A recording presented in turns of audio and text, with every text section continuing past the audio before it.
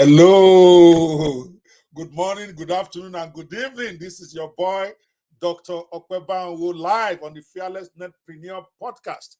And today, I've got a doozy for you. It's going to be a double day. This morning, we're going to be having one of those most enigmatic guys you hear about. You hear about paparazzi. You hear about those who train paparazzi. You hear about those who cast the news. You hear about those who do the news.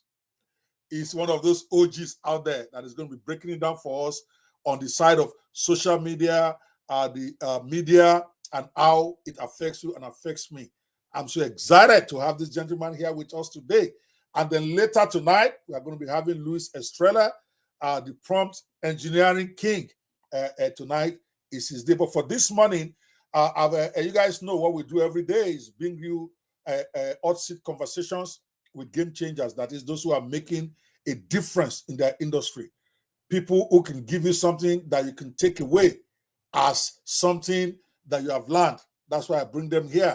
As always, like about 90 minutes of extensive Hotseat interview where our guest will be taken to the limits in his profession, how it works, how can we get involved, and how can he help us to be better? Because at the end of the day, the Fearless Netpreneur is about your pocket. How are you going to get something in your pocket? So you want to be ready today to learn as much as you can about media, social media, and everything surrounding it with this gentleman that we're having today. Before I bring him up, let me just say a little bit about him. I met him briefly for the first time on a place called Clubhouse. I didn't know who he was, but I noticed something that a lot of people were giving him deference. A lot of people were giving him respect. So I decided to go check him out, which is the way I do. Okay, that in our language they say it's a foolish man that doesn't know who passed him, and then a foolish man that does not know who he passed. In simple English, it means you have to know those who are above you in the game, and you also need to know those who are below you in the game, so that you know how to relate to them. This one is above me in the game. When I see people that I respect, that I call my idols, actually give him respect.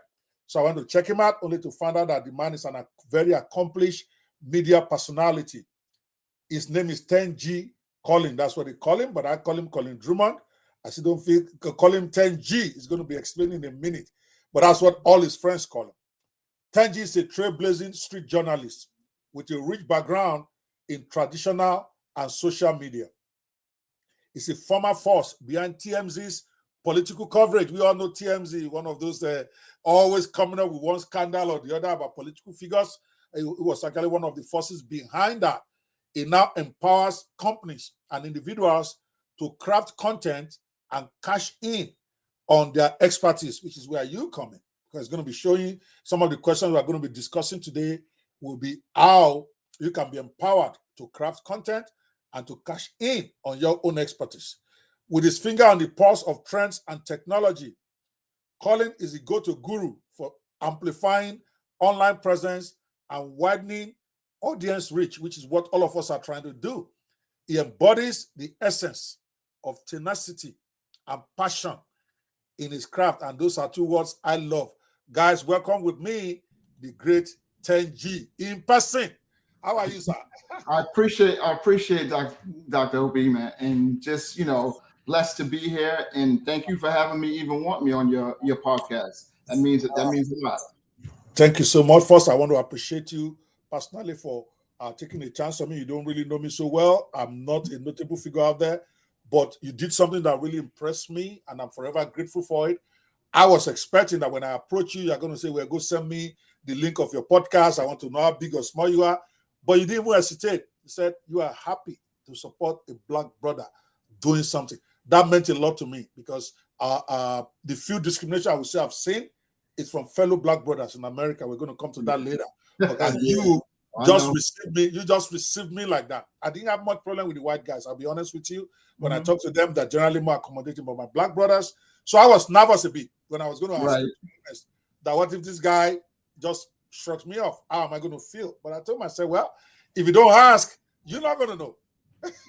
And that's the space I come from. I come from, not being afraid of the nose. But the important thing for me, I'm always looking at new talent and giving people not just a chance, but the opportunities that they have. You're going to see them at that stage, and they will always remember that. And that's one of my golden rules when it's always come to building relationships. And that's something, I've been super big on. Awesome, awesome. So, and I'm sure my fans will be delighted. Watchers of the Fearless Netpreneur podcast will be excited as we go into this today. So, guys, we are live with Colin Drumond.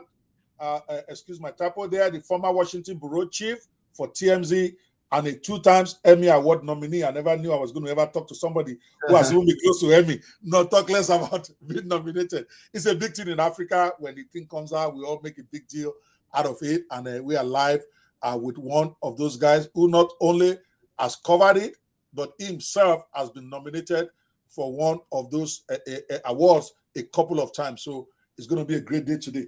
All right. Let's just start out with the little things from my own selfish purpose here.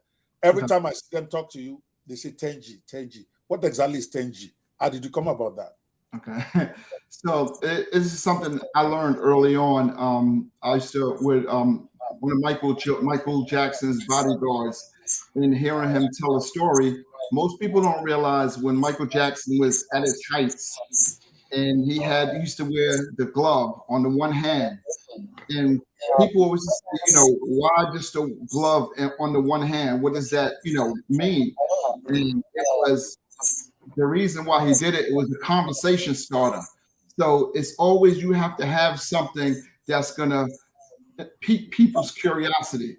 And me for 10G, like being ahead of the curve when we're right now we're at the technology stage where it was on 3 and 4. We're going to be on 10G in a minute.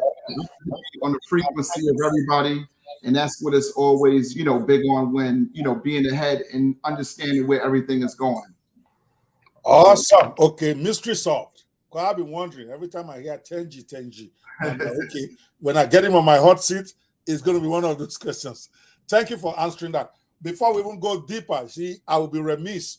What everybody's talking about all over the world right now is threads, and Twitter, right? Yes. Because that outfit in less than 3 days is gotten 90 million people. Guys, if you don't know what thread is, you need to be on threads right now. I better be following me right there. I'm going to put my link out there. You guys need to get in there. Threads is the absolute banger right now that is rocking the world. It's like Twitter, or call it a challenge to Twitter. They even said so. Mark Zuckerberg's latest offering, he decided he was going to go after Twitter for the space of tweeting, and then he started this thing called Threads. And Threads is an amazing thing in terms of achievement. 93 million as of yesterday night when I went to bed. And it was just about 3 days old.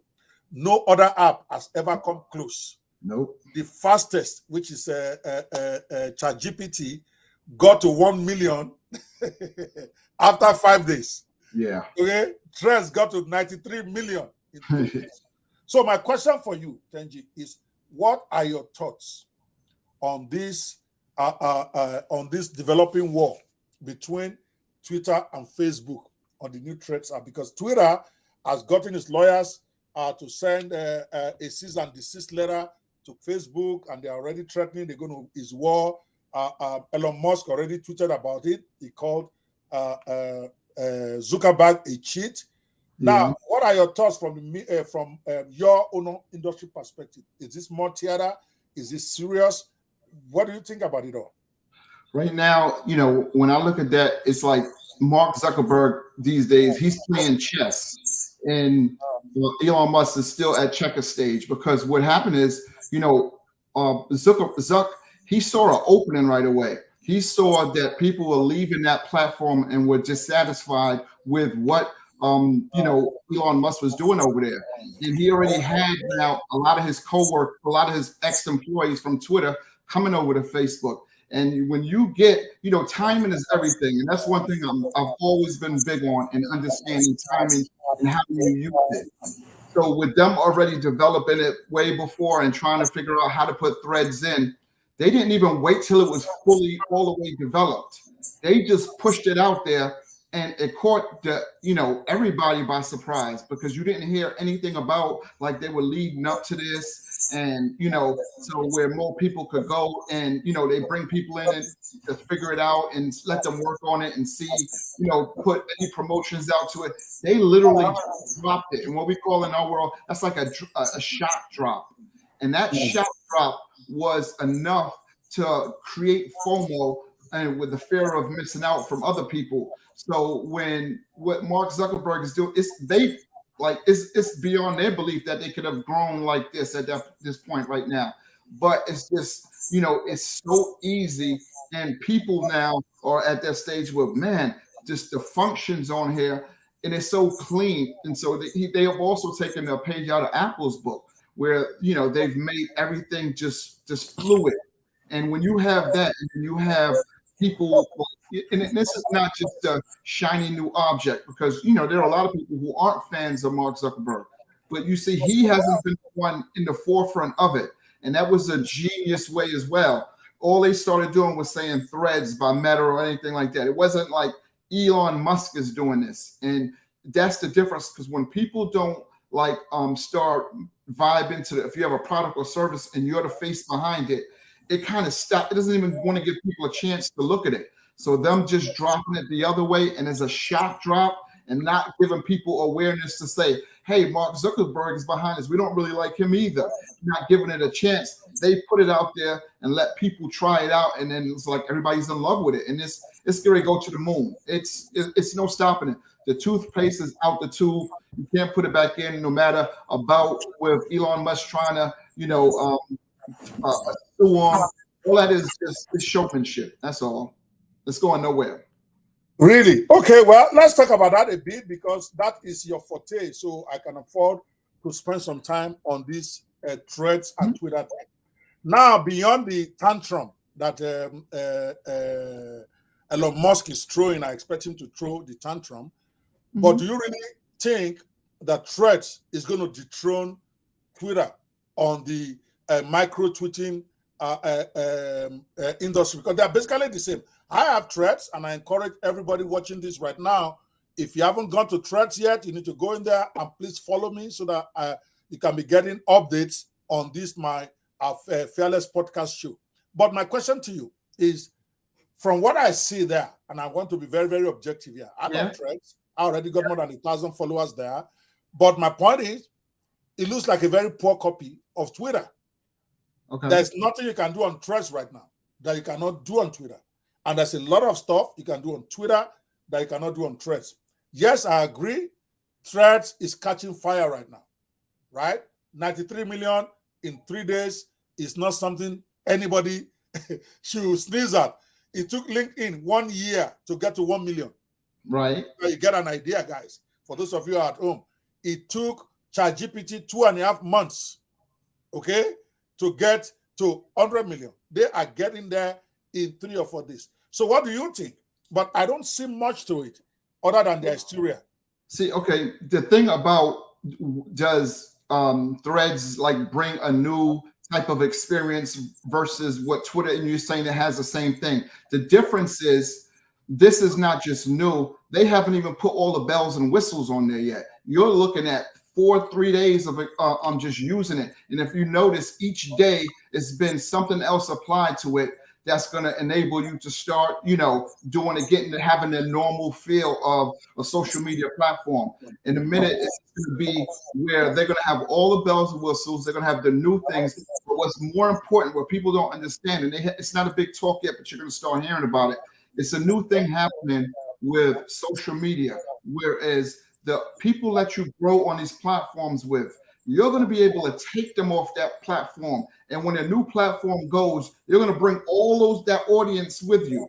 That's big, because you don't lose them. And say, for instance, if I want to leave Clubhouse, or I want to leave Threads, or if I want to leave YouTube, and I want to bring them on a new platform that's already taken off, I can bring all the people with me. That's something that's valuable, especially as a business person, or just some people that want to have their same core people. You don't want to have to send out new links or emails. Come follow me over here, or have to be discovered all over again. You know, this is like we're in a space now with social media where you're going to be able to build your core audience and your community, and you're going to be able to travel all together. And that's going to be something that is like the new things that's going to be happening over at Threads versus Twitter. And the other thing I will say is you're going to start seeing people, all those people that are dedicated to Twitter, have been there for years, and then they stay there, not leaving and not leaving. Gradually, as more people stop being on there, most people, especially business, you're going to go where the action is at. You're not going to be at the ballpark where nobody's playing the game anymore and just start memories of the good games that used to be there. Those days are over. You're going to go and want to watch and be involved with what's happening, the conversations, the new things, the breaking stories. You want to be able to be part of engaging and putting your 2 cents in on things. So that's what they're going to make. It's just like, just think of it like this. It's a club. There's one club that's a sophisticated club, and there's a club over here where all the action and the real party is happening. And you're like, man, I want to be sophisticated and be over here with these people. But man, I want to have fun. And this is where everything looks nice over here. So that's, you know, my interpretation of where things are going to go and it's going to happen. Okay, well, I respect that. I just don't see Threads taking out Twitter. I don't see it happening. Maybe they have to bury Elon Musk first. I don't know. Well, when they incorporate social media, I mean social voice, the app like podcast, I mean like Clubhouse or some social audio involved with there, it's going to be game changer. They're going to have something. You have to look at Facebook, well, Meta, whatever it is. They're like the Cheesecake Factory in these restaurants. They give you everything you need. They give you video, they give you shorts, everything they're going to supply you with. So you're going to come to that restaurant and they have all the servants for you. Incidentally, before we rest that's what I actually think is the Achilles heel of Facebook. Right now, Facebook is basically losing its identity. We don't know what it stands for anymore. First, Mark Zuckerberg decided he wants to go do audio. After less than 6 months, he had to back it out. Okay? Then he said, we are not changing our name. We are now Meta. Now he went into Metaverse, spent billions there. We don't know what's going on there. We have not heard anything from him in over a year and a half. He failed there. Now he's going after Twitter. Meanwhile, the brand identity, the brand positioning of Facebook is not to be the potpourri. So because when you go after everything, you basically don't stand for anything. And I think that is the danger Zuckerberg is doing with Facebook. That's why they are losing members. Yeah, they are still number one, but TikTok is about to take them out. Okay? In another 1 year, probably TikTok will have more members. I don't know. I don't know about all this wanting to be everything to everybody. I don't know that's a good strategy. It's not just with the strategy. Just remember that all these platforms have a run and they're not relevant anymore. They don't stick around for the test of time. What has Mark Zuckerberg been able to do? Stick around for the test of time. He's like Apple, Microsoft, and the greats that just doesn't dissolve. They didn't have a one-night hit or one, good invention. He's been able to just look at the brilliance that he had when he was able to purchase Instagram for whatever it was, 1.1 billion or whatever, and people looked at it, that's dumb. Why would you give a camera app something like that? And what it turned out to. Look at his brilliance with purchasing WhatsApp. He understands where the puck is going. He's not. That's when you stay in this game long enough, and he's headed into the metaverse. People say, "Oh, he spent this money he lost." That's peanuts right now. He knows what it's going to be, what he's going to make up on it afterwards. So he's getting just the brilliance of taking the name Meta and now taking the name of Threads.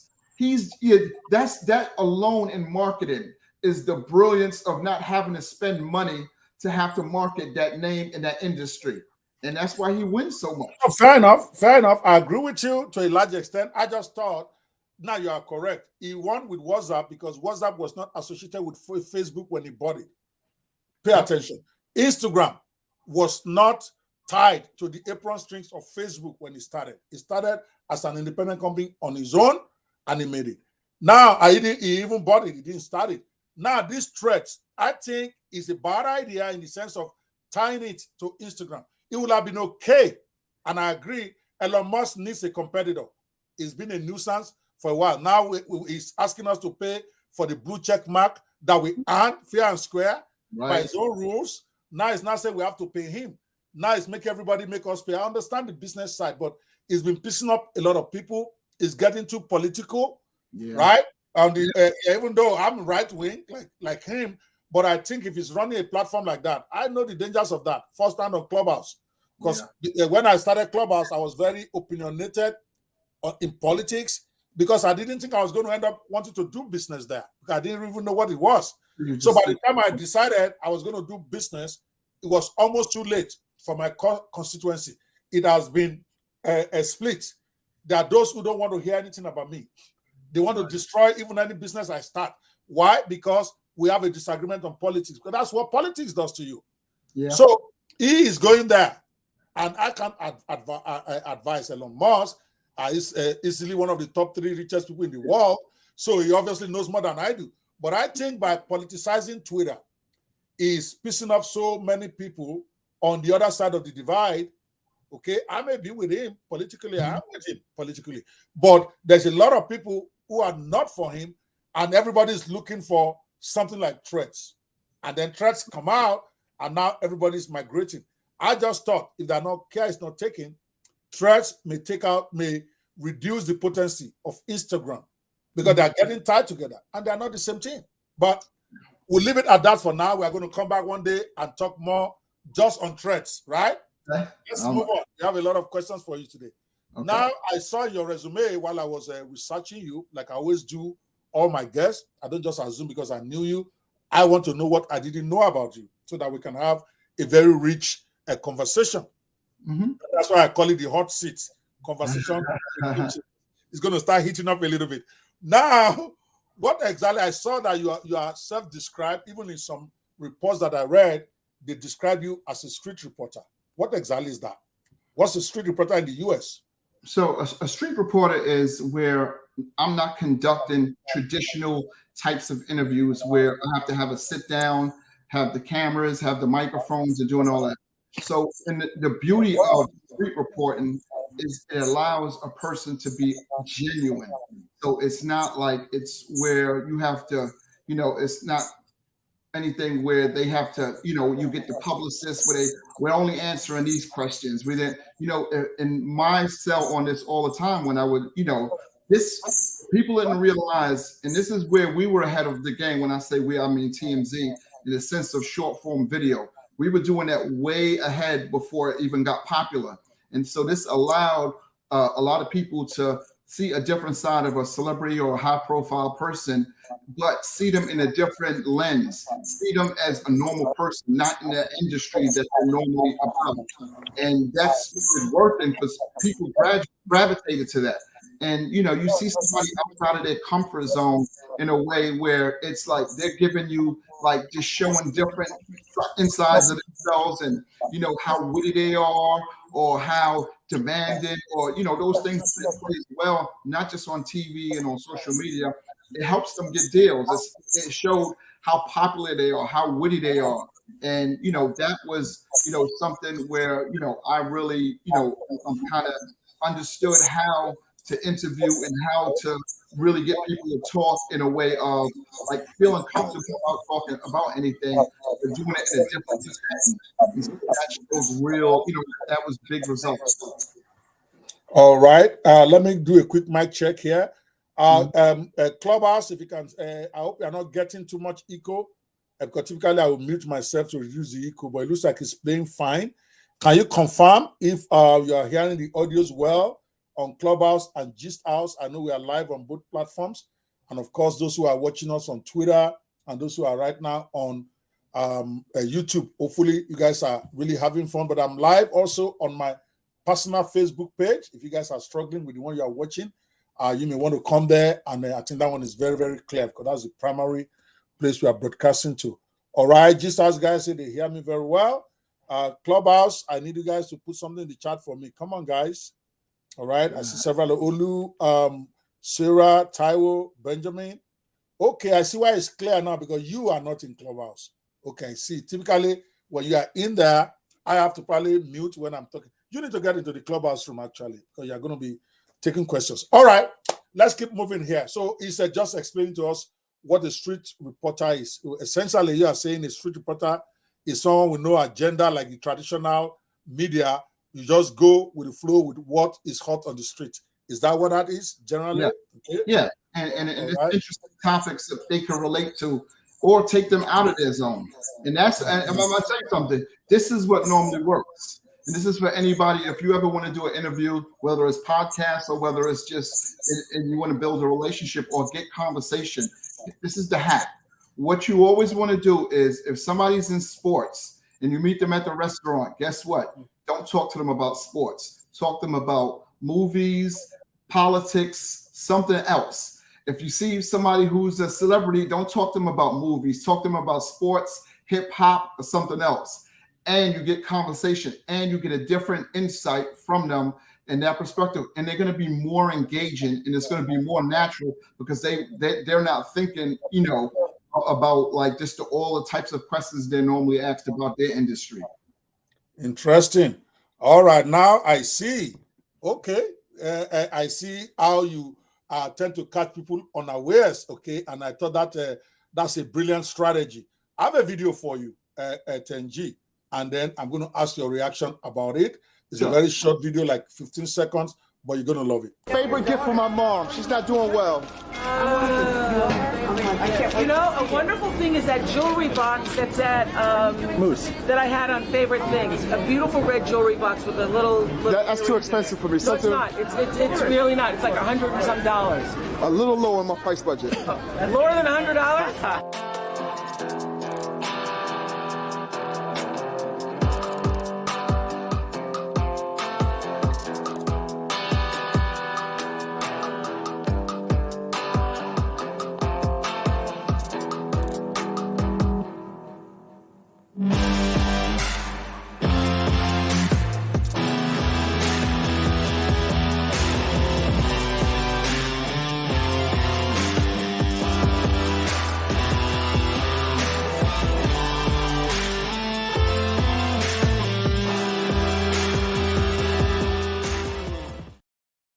I thought that was an interesting take, where you paparazzied Oprah. Okay, you asked a question for those of you just watching. That's one of the research materials I got out on Colin when I was researching him. Apparently, there was a time, I think that was last year, 2022, where I think he's going to explain in a minute what the context was. Somehow, he found himself with Oprah Winfrey. That was Oprah. Not digitally engineered one. That is real Oprah. Okay, real Oprah. Yeah, so the real Oprah. So he asked Oprah that I want to. Can you give me ideas for a gift for my mom for Mother's Day? And Oprah was trying to recommend something in her collection for about $100. And then I think 10G was being cheeky because I know he could afford $100, but he said my budget is not up to that. And then Oprah acted surprised that, what do you mean you don't have $100? And then I think Oprah rallied eventually and eventually gave a very, what was that all about? See, that's the thing. When I say, when you get somebody and they can be just as witty, so it takes them up a notch as well. You see how she was right away. She didn't have to think about, in the sense of, that's too much. Okay, how about you get your mother, make her this card or something like that. So she doesn't need any instructions. She doesn't need her assistant to say, don't ask that type of questions. You can, like a person like that, and then that's the type of questions like I like to ask, because you have to use it when, this is something what I always say about newsjacking. Newsjacking is using current stories or times. So that was a time around Christmas. So you want to be ever present in something that's going to relate to other people around that time, right? And I'll give you another insight, right? I run that video every year. That video was years ago. That's called evergreen content.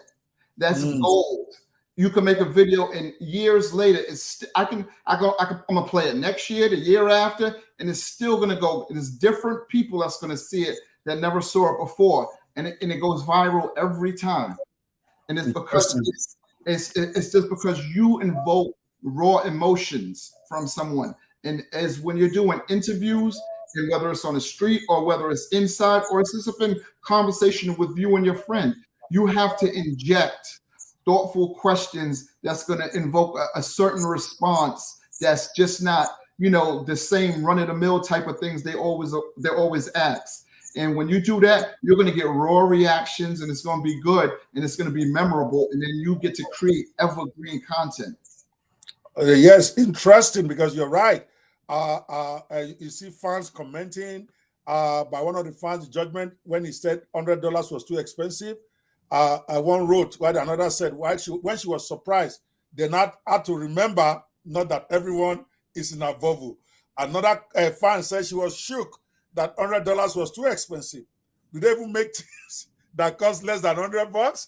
I love that. And then another commenter he said, "Damn, the judgment at lower than $100. Come on, Oprah." One viewer said, and then one other ones, I got a few of them. She was thinking on her feet there, and I thought so. Not prepared for this question, so I think she did all right. She's a billionaire, because a billionaire thinking about $100 is nothing, but she realized quickly where she was and what this could be. And so I think that is the first lesson about how to grow your social media platform. Right? Mm-hmm. Let's connect it now to business. Now, explain this strategy and how those who are watching us at home can use it to actually grow their social media handles, because that's why we are here. Okay. To learn about how we're going to do that. Go ahead. Great question. And I'll say it right from how I put that video out. Right from the beginning, from the caption, I put Oprah slayed this question. Right.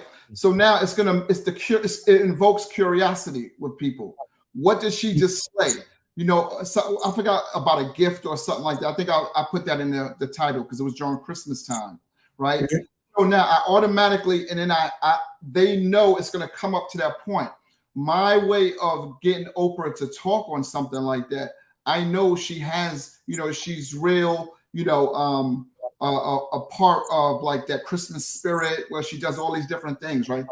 But if we ever want to go viral, and this is something that took me a while to learn, right? And I have like tons of videos that go viral, right? The one thing I know is that the same thing that happens in it, you have to get people in those comments to go back and forth with each other.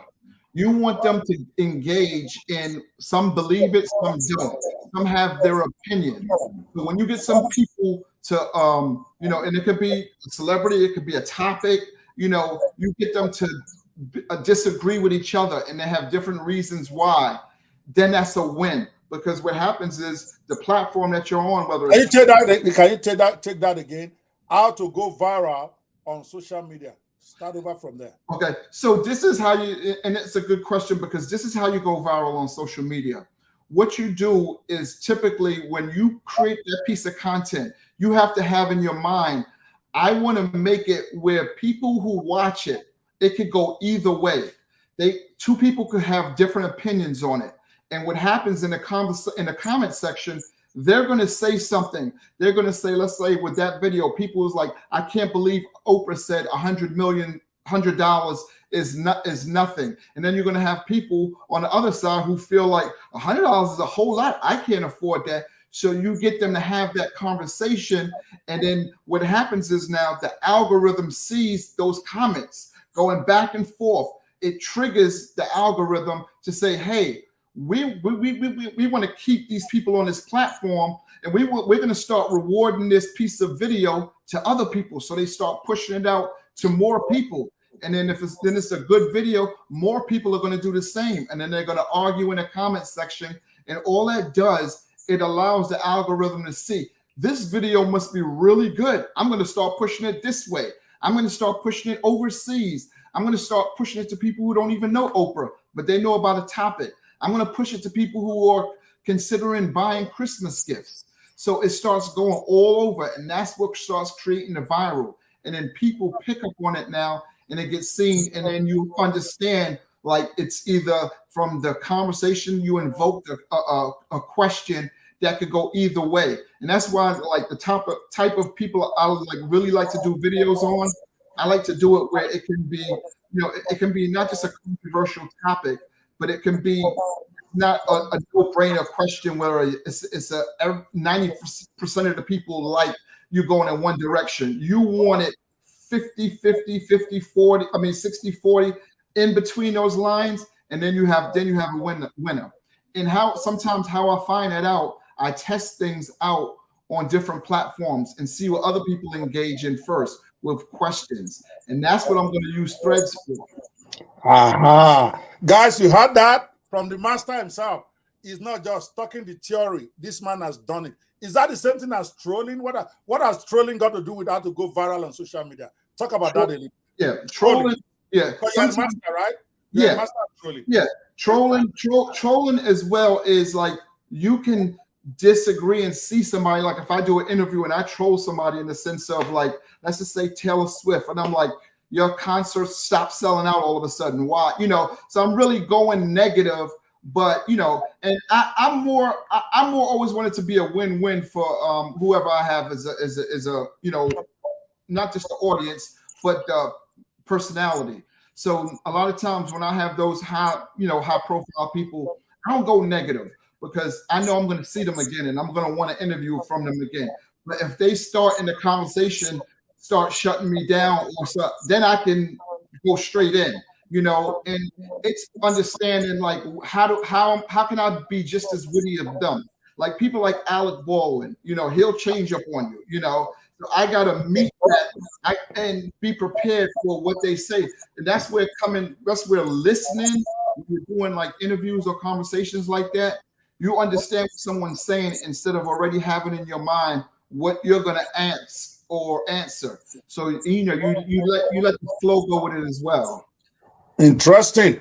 Well, why don't we talk about the practical and you tell me the mindset behind this, because you are a known troller and you do a great job about it.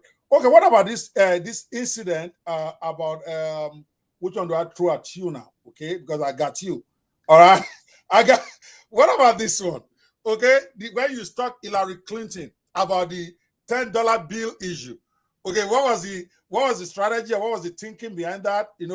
I read something about you where you were asking about whether the face of Hillary Clinton should be. This is a while back. I'm not even sure if you still remember that.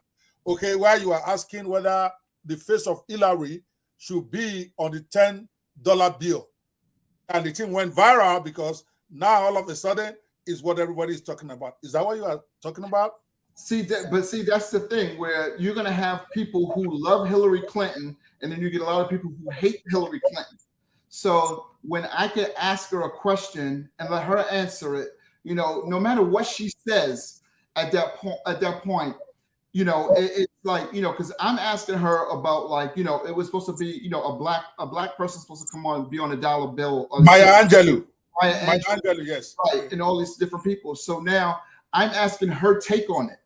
And what happens now, I know whatever she says is gold for the internet because people like her, and there's people that that love her, and then you're gonna get in the the name recognition, and this person isn't that good. So that's all you want. And then it's something that nobody is talking about, especially when you get somebody to speak on an issue that's happening, because it was just happening, and I was able to really get her at a point where her comment is going to make news. So I look at it from two perspectives. I look at it as solid news that can go traditional news, and then it could go social media news. So that's where you marriage both of them, and it's a win-win situation.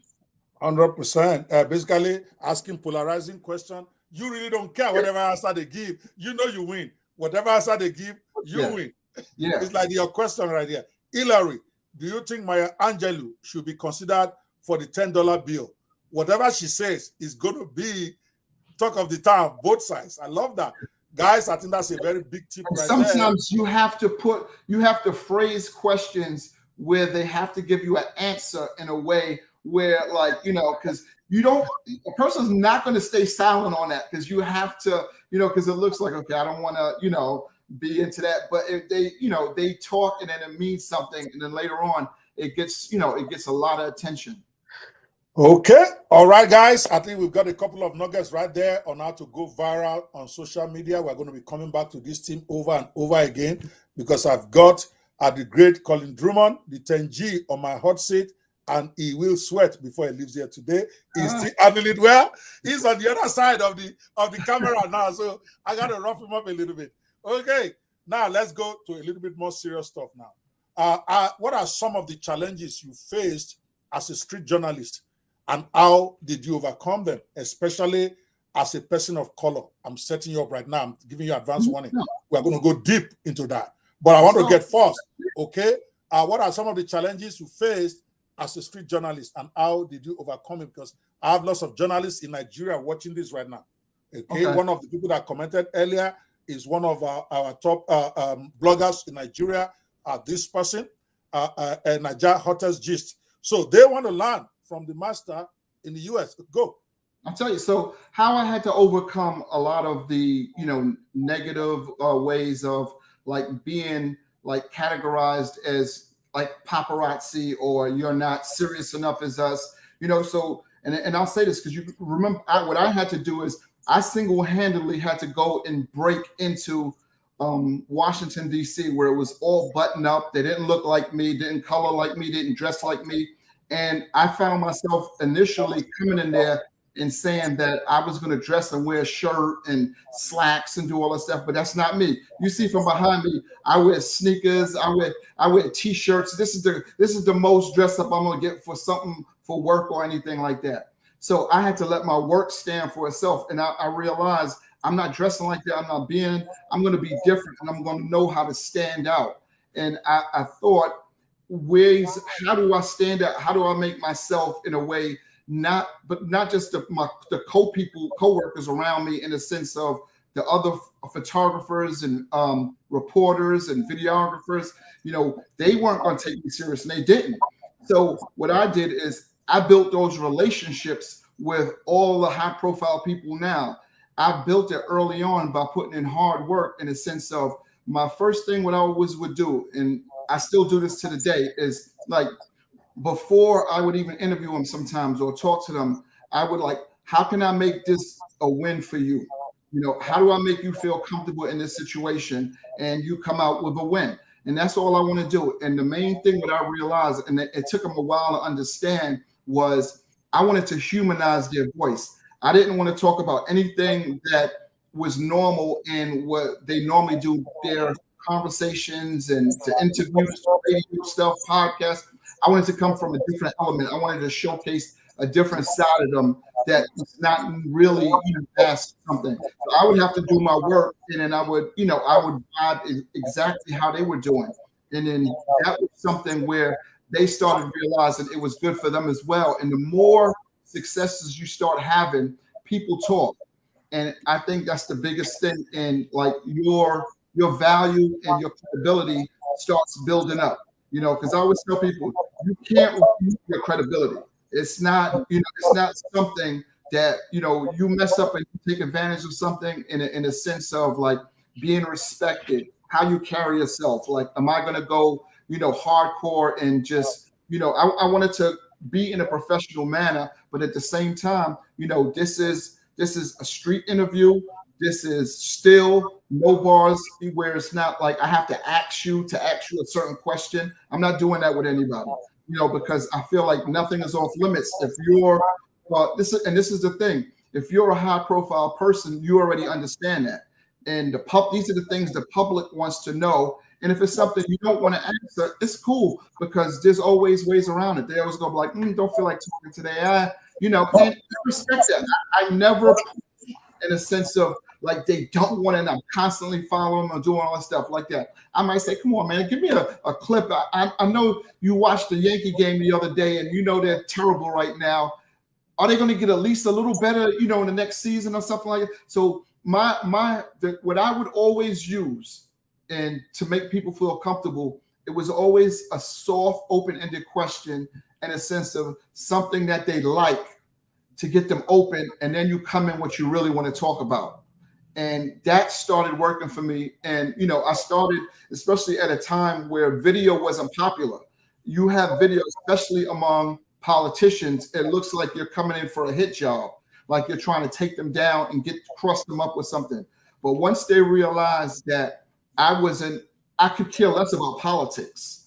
I would go in on general questions, and they started liking it. I had one powerful senator come up to me.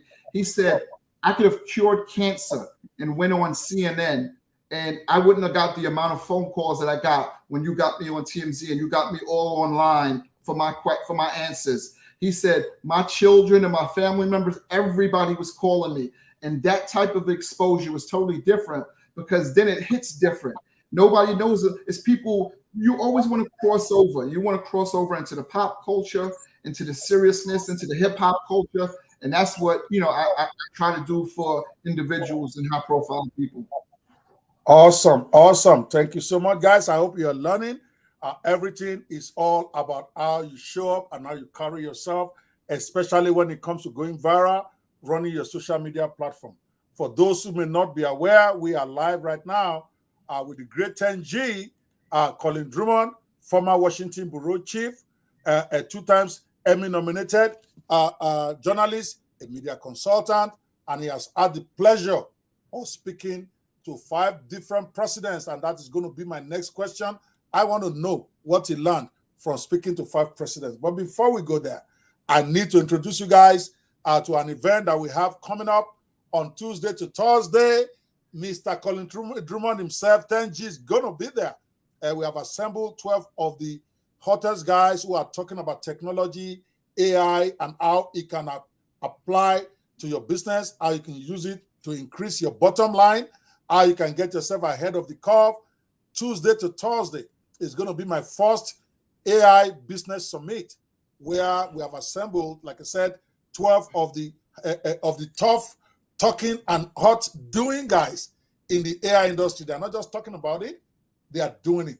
10G himself will be there to come and talk about the social media aspect of this, how you can use it to improve your social media, how you can use it to get business with social media. And we have several other people, from drop shipping to coaches to professionals. And I just want to show you a short video about that before we go on. Call it a commercial break. You need to be there. You need to register for this event so that you can participate in the hottest AI business summit this year, guaranteed.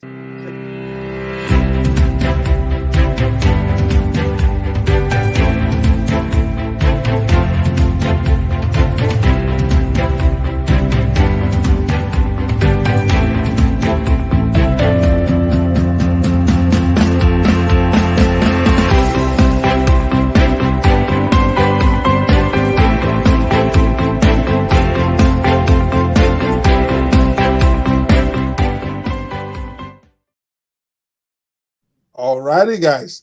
We're going to be talking more about that as we go today. We're back with Colin on this podcast show, the Fearless Netpreneur podcast, where we have fearless guys coming to meet the fearless netpreneur, and something's got to give at some point. Colin is standing tall and is giving us the gems, the real secrets.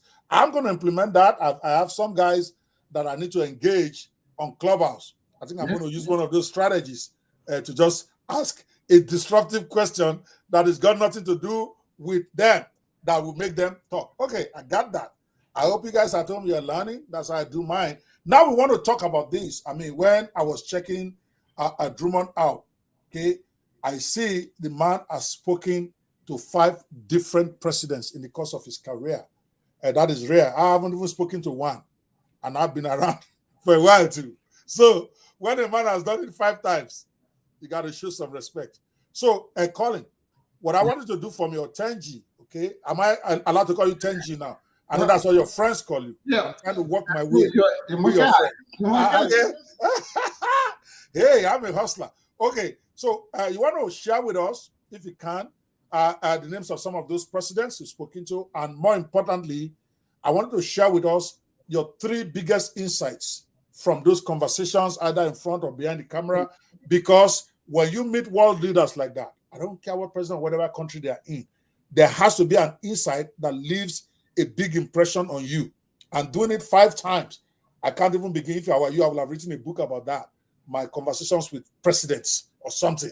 Okay. But what I need you to do for me now is maybe 3 of your biggest insights or takeaways from just being in their presence and talking to them. Go. Okay. And it's funny because there are 3 presidents and the insights that I can have from speaking to them. And it's not 5, it's actually 6 presidents now. Oh, 6. Wow. Presidents, yeah. So it's been Introduce me to one of them. Come on, Colin. Jimmy Carter, Bill Clinton, Wow. George Bush, Obama, Donald Trump, and Joe Biden. So, You're actually talking about American presidents. I thought you were talking about presidents from some third world countries. You're talking about American presidents. American presidents, yeah. I've had other presidents in other world countries too. So I was just talking about 6 American presidents. But wow. The one thing I always take away from this is, wait first. I cancel that question. List those presidents for me again. Okay. List Jimmy Carter. Okay. George W. Bush. Okay. Bill Clinton. President Obama. President Donald Trump, and President Joe Biden. All right. You know the first question I'm going to ask about that. What is your most profound impression you took away from Donald Trump? I call this what I took away from Donald Trump, and I'll tell you a story, and I'll tell you why. First, okay, I love this. Normally, when people are running for president, as soon as they start getting hot and the public, they're getting all media wants to talk to them and do all stuff, they're not publicists, their team, their staff, they try to hide them. They don't want them to really talk as much unless they're set up and, because they're scared they're going to come off the cuff and say something and hurt them. One thing, they take him out the back, they take him out different ways. One thing I noticed about Trump, he stayed the same way. And what it enabled him to do is be loved by the media as well. Early on, people, because you had access to him, right? And he wasn't ducking it. And even to today, he still won't duck stuff, believe it or not. He is the most. Are you serious? Yes. But and here's a story I have for you. One time, it was during the debates. It was like toward the end. And he was in this was in, I think, Cleveland. I forget either Cleveland or Indiana. And he was flying in. He was flying in on his private jet. And I was outside the gate because you can't go into the airport because it's a private airfield. His bodyguard see me. He got his bodyguard to come out there and get me and bring me onto the airfield to get him coming down. To have that image of him coming off his private jet with this family and whatever.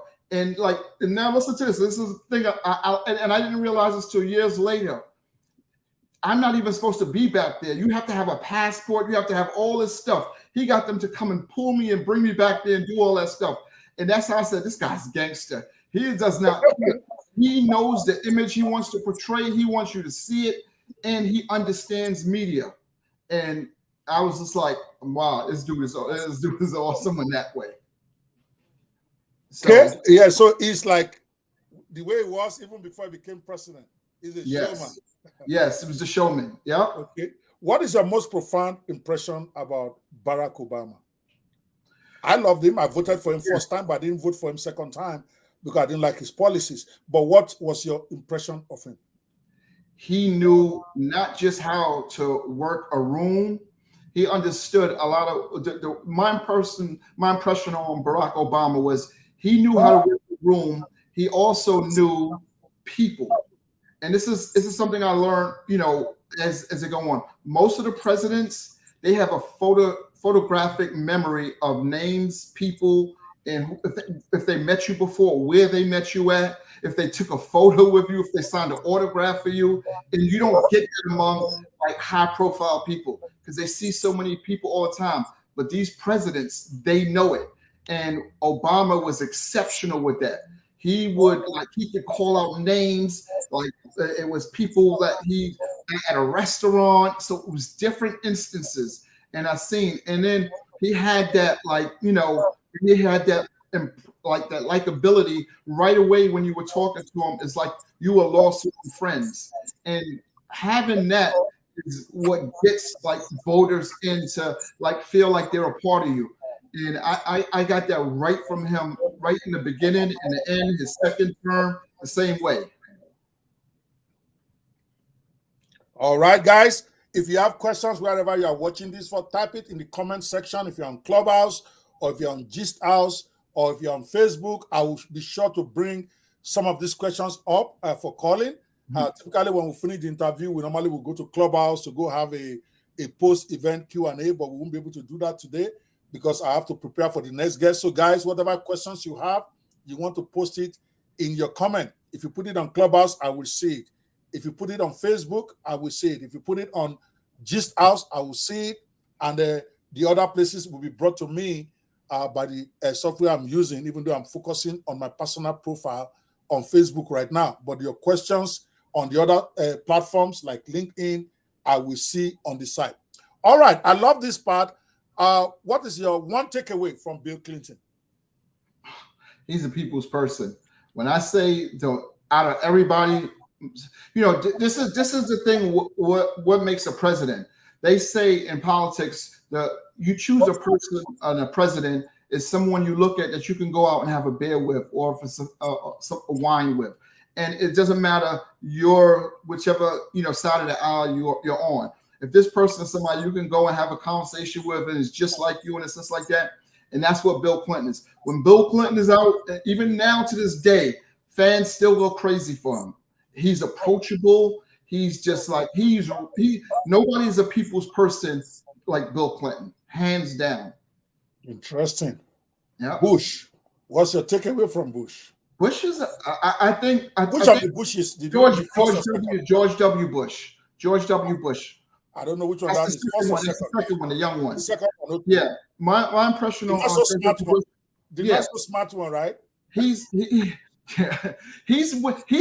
though. He's actually. I'm just kidding. Just kidding. He was actually. I don't want to try to trigger people out there to talk about me, right? I'm trying to use your strategy, but go ahead. Yeah, George W. Bush. How I looked at him, and when working on him and being able to talk to him and getting an interview from him, is he was more like, I think they held him back a lot of times. And they didn't let him be who he was, because he's actually likable with most people, but they more focused on the hard side of him, the hard stance, and wanting to make him look more powerful than just humanizing him. And I thought that was a disservice to him, because for his legacy, when you look at him, you always look at somebody who's just stern, the war, all these things, or he has a dumb. Instead of, they could have put him in a way of like he was playful, he was engaging, and that would have brought more of a liking in his legacy later on as well. Yeah, it was a boy. It was a daddy's boy, and so he had no choice. Yeah, daddy's controlling things. I think, right? Yeah, he was a daddy's boy. So, what about Jimmy Carter? I thought he got the rawest deal of the American presidents in my own living memory. What happened to him? But tell me about him. What is your impression of the man? And now, my impression on Jimmy Carter was, and still to this day, like I've interviewed him several times, and what he defines what a president should do after office. He's the one to show people like how you can still not just contribute after office, but be among the people. And most people don't know, like at one point Jimmy Carter actually slept in the New York City YMCA when he went there, stayed at the high-rise hotels. He's traveled regular commercial airlines after presidency, where all of them still take jets, and still to this day he still takes a regular plane, a Delta or someone when he's traveling. And he's just, he did the Sunday services. So he was always just the average guy. And, I guess he's beloved afterwards. And you'll see when he does pass away, which, in the next couple of years or whenever, you're going to see how much they're going to say he was like a people's type of president, for real. Interesting. Yeah, I just thought he got a very, very raw deal about not getting the second time with that Iran. Yeah. And he was just so sad. I like him. At least I remember liking him. I was younger. Yeah. He was a humanitarian. He's the one that was going to build houses and doing all those things. Yeah. Going to church every week. Well, you got to give it to my boy. You got to give it to Bill Clinton. Bill's a bad boy. Yeah, Bill's a bad boy. He's a totally bad boy. And Ronald Reagan, no, I wanted to talk as we end this section on Joe Biden, the current president. What's your impression of the guy? See, the thing is, too, I know Joe Biden as a senator and as a vice president and as a president and worked, right? And what I will say is, like, he's not given his due right now for all the things he's accomplished because he's actually still in office. Has he accomplished anything? Come on now, Colin. Yeah, Come on, Benji. What has he accomplished? Yeah. What has he accomplished? Joe Biden? The infrastructure bill, he's helped with the part of bringing home certain hostages. He's negotiating. Infrastructure bill wasn't easy now. Hold on. Just look what's happening. Look how he's taking down Russia without even going and putting any U.S. military people involved. He's taking them down. You don't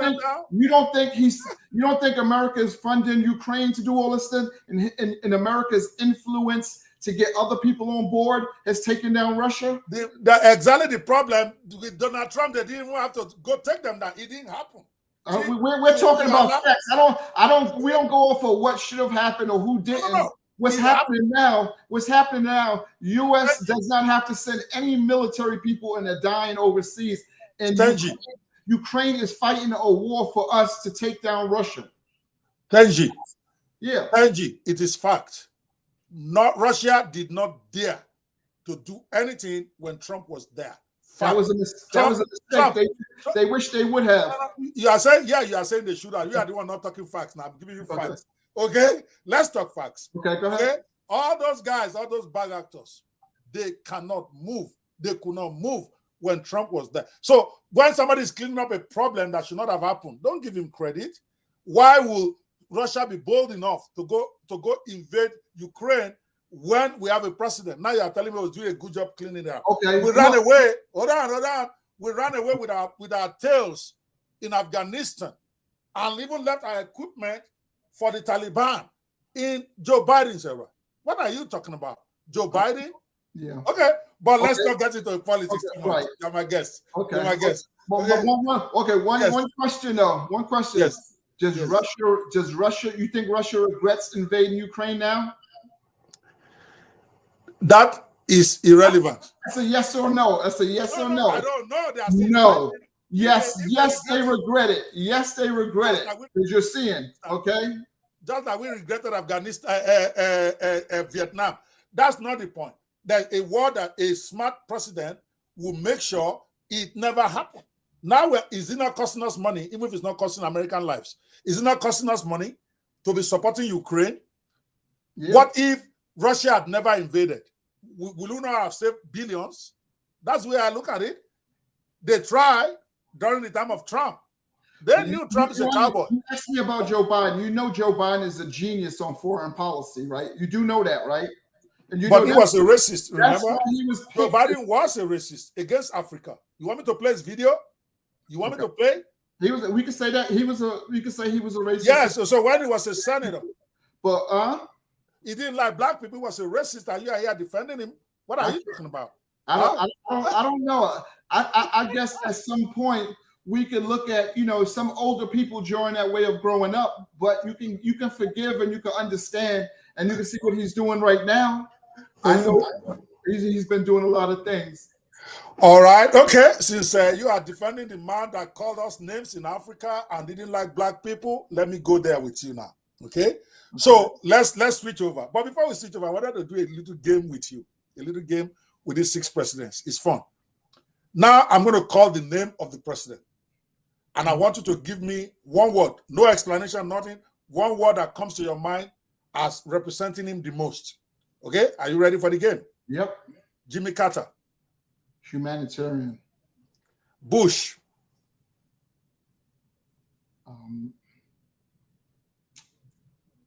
Genuine. I love that. Bill Clinton. Loved. Not Philandia. Loved. Not Philandra. Not Philandra. Not Monica Lewinsky. Because when I hear Bill Clinton. Loved. Okay. Where do you think Obama? Barack Obama. Historian. Historian. Huh. Donald Trump. Greatest publicity. Oh, my boy cannot even take one. You see, you okay, like. I'm trying to think of one word. You can't give Trump one word. That's what I just proved. No. You got to give him 3.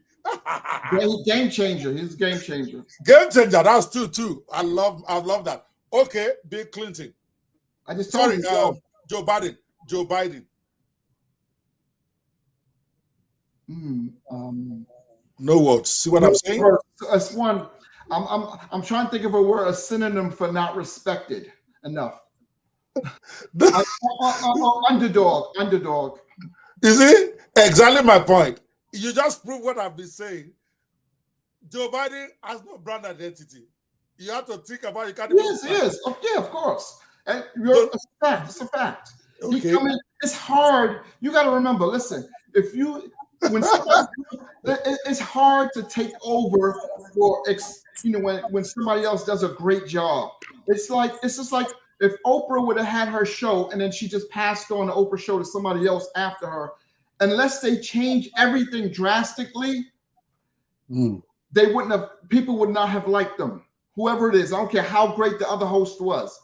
If they would have followed in the same footsteps of her or did the same things that were working, because you will remember that person. You have to come in and change everything drastically now, and you have your own personality, and then it's a difference.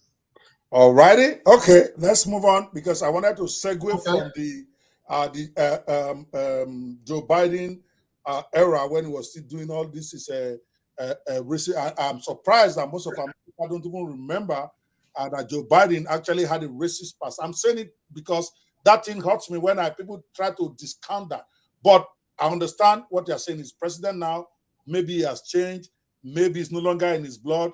But it's my guy, Donald Trump, they want to rubbish. So I got to make sure that they are both inside that gutter. Okay.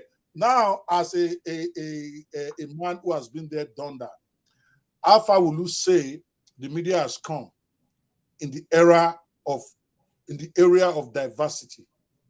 How will you score the effort so far in the media industry? Because there are allegations up and down over there that is a certain set of people are controlling the media and that the blacks are not getting a fair deal as they should. I'm not in the industry. I don't know what the issues are, and I don't pretend to know. I'm from Africa. I've learned over time that it's very dangerous for me to get involved on one side or the other on this diversity thing, except to be on the side of the blacks because I am black. But I understand that I don't know enough. Okay.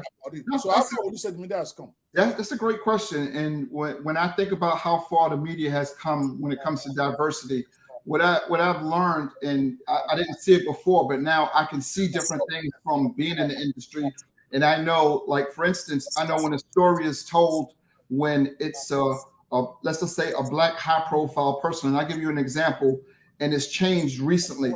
But early on, for the last probably, let's just say 15 years ago, when Mike Tyson, anytime they would bring up Mike Tyson, they would always say in front, a rapist, formerly accused, a rapist, Mike Tyson is doing this or whatever.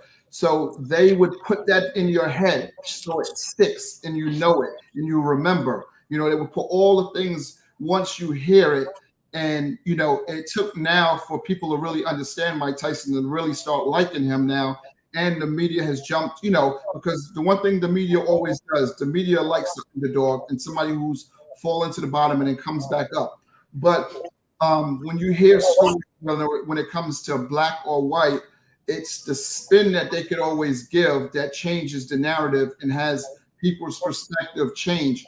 And I'll give an example of, like, say, Tiger Woods. Tiger Woods cheated on his wife. His wife took the golf club and beat his car and everything. Tiger Woods was the terrible person in a sense of if it was vice versa and she cheated on him and he took the golf club and hit her car and did all of that, he would have been a horrible person. He would have been charged. He would have all those things, negative things about him. But because it was, different, she had the complexion for the protection versus Tiger Woods, a bigger name at that point. And I think media does play a ways in it, and I see it all the way. I see it even to today with Britney Spears and the young basketball player, and his bodyguard slapped her is what the narrative is. But if you really look at the video, he smacked her hand away, and her hand hit her face.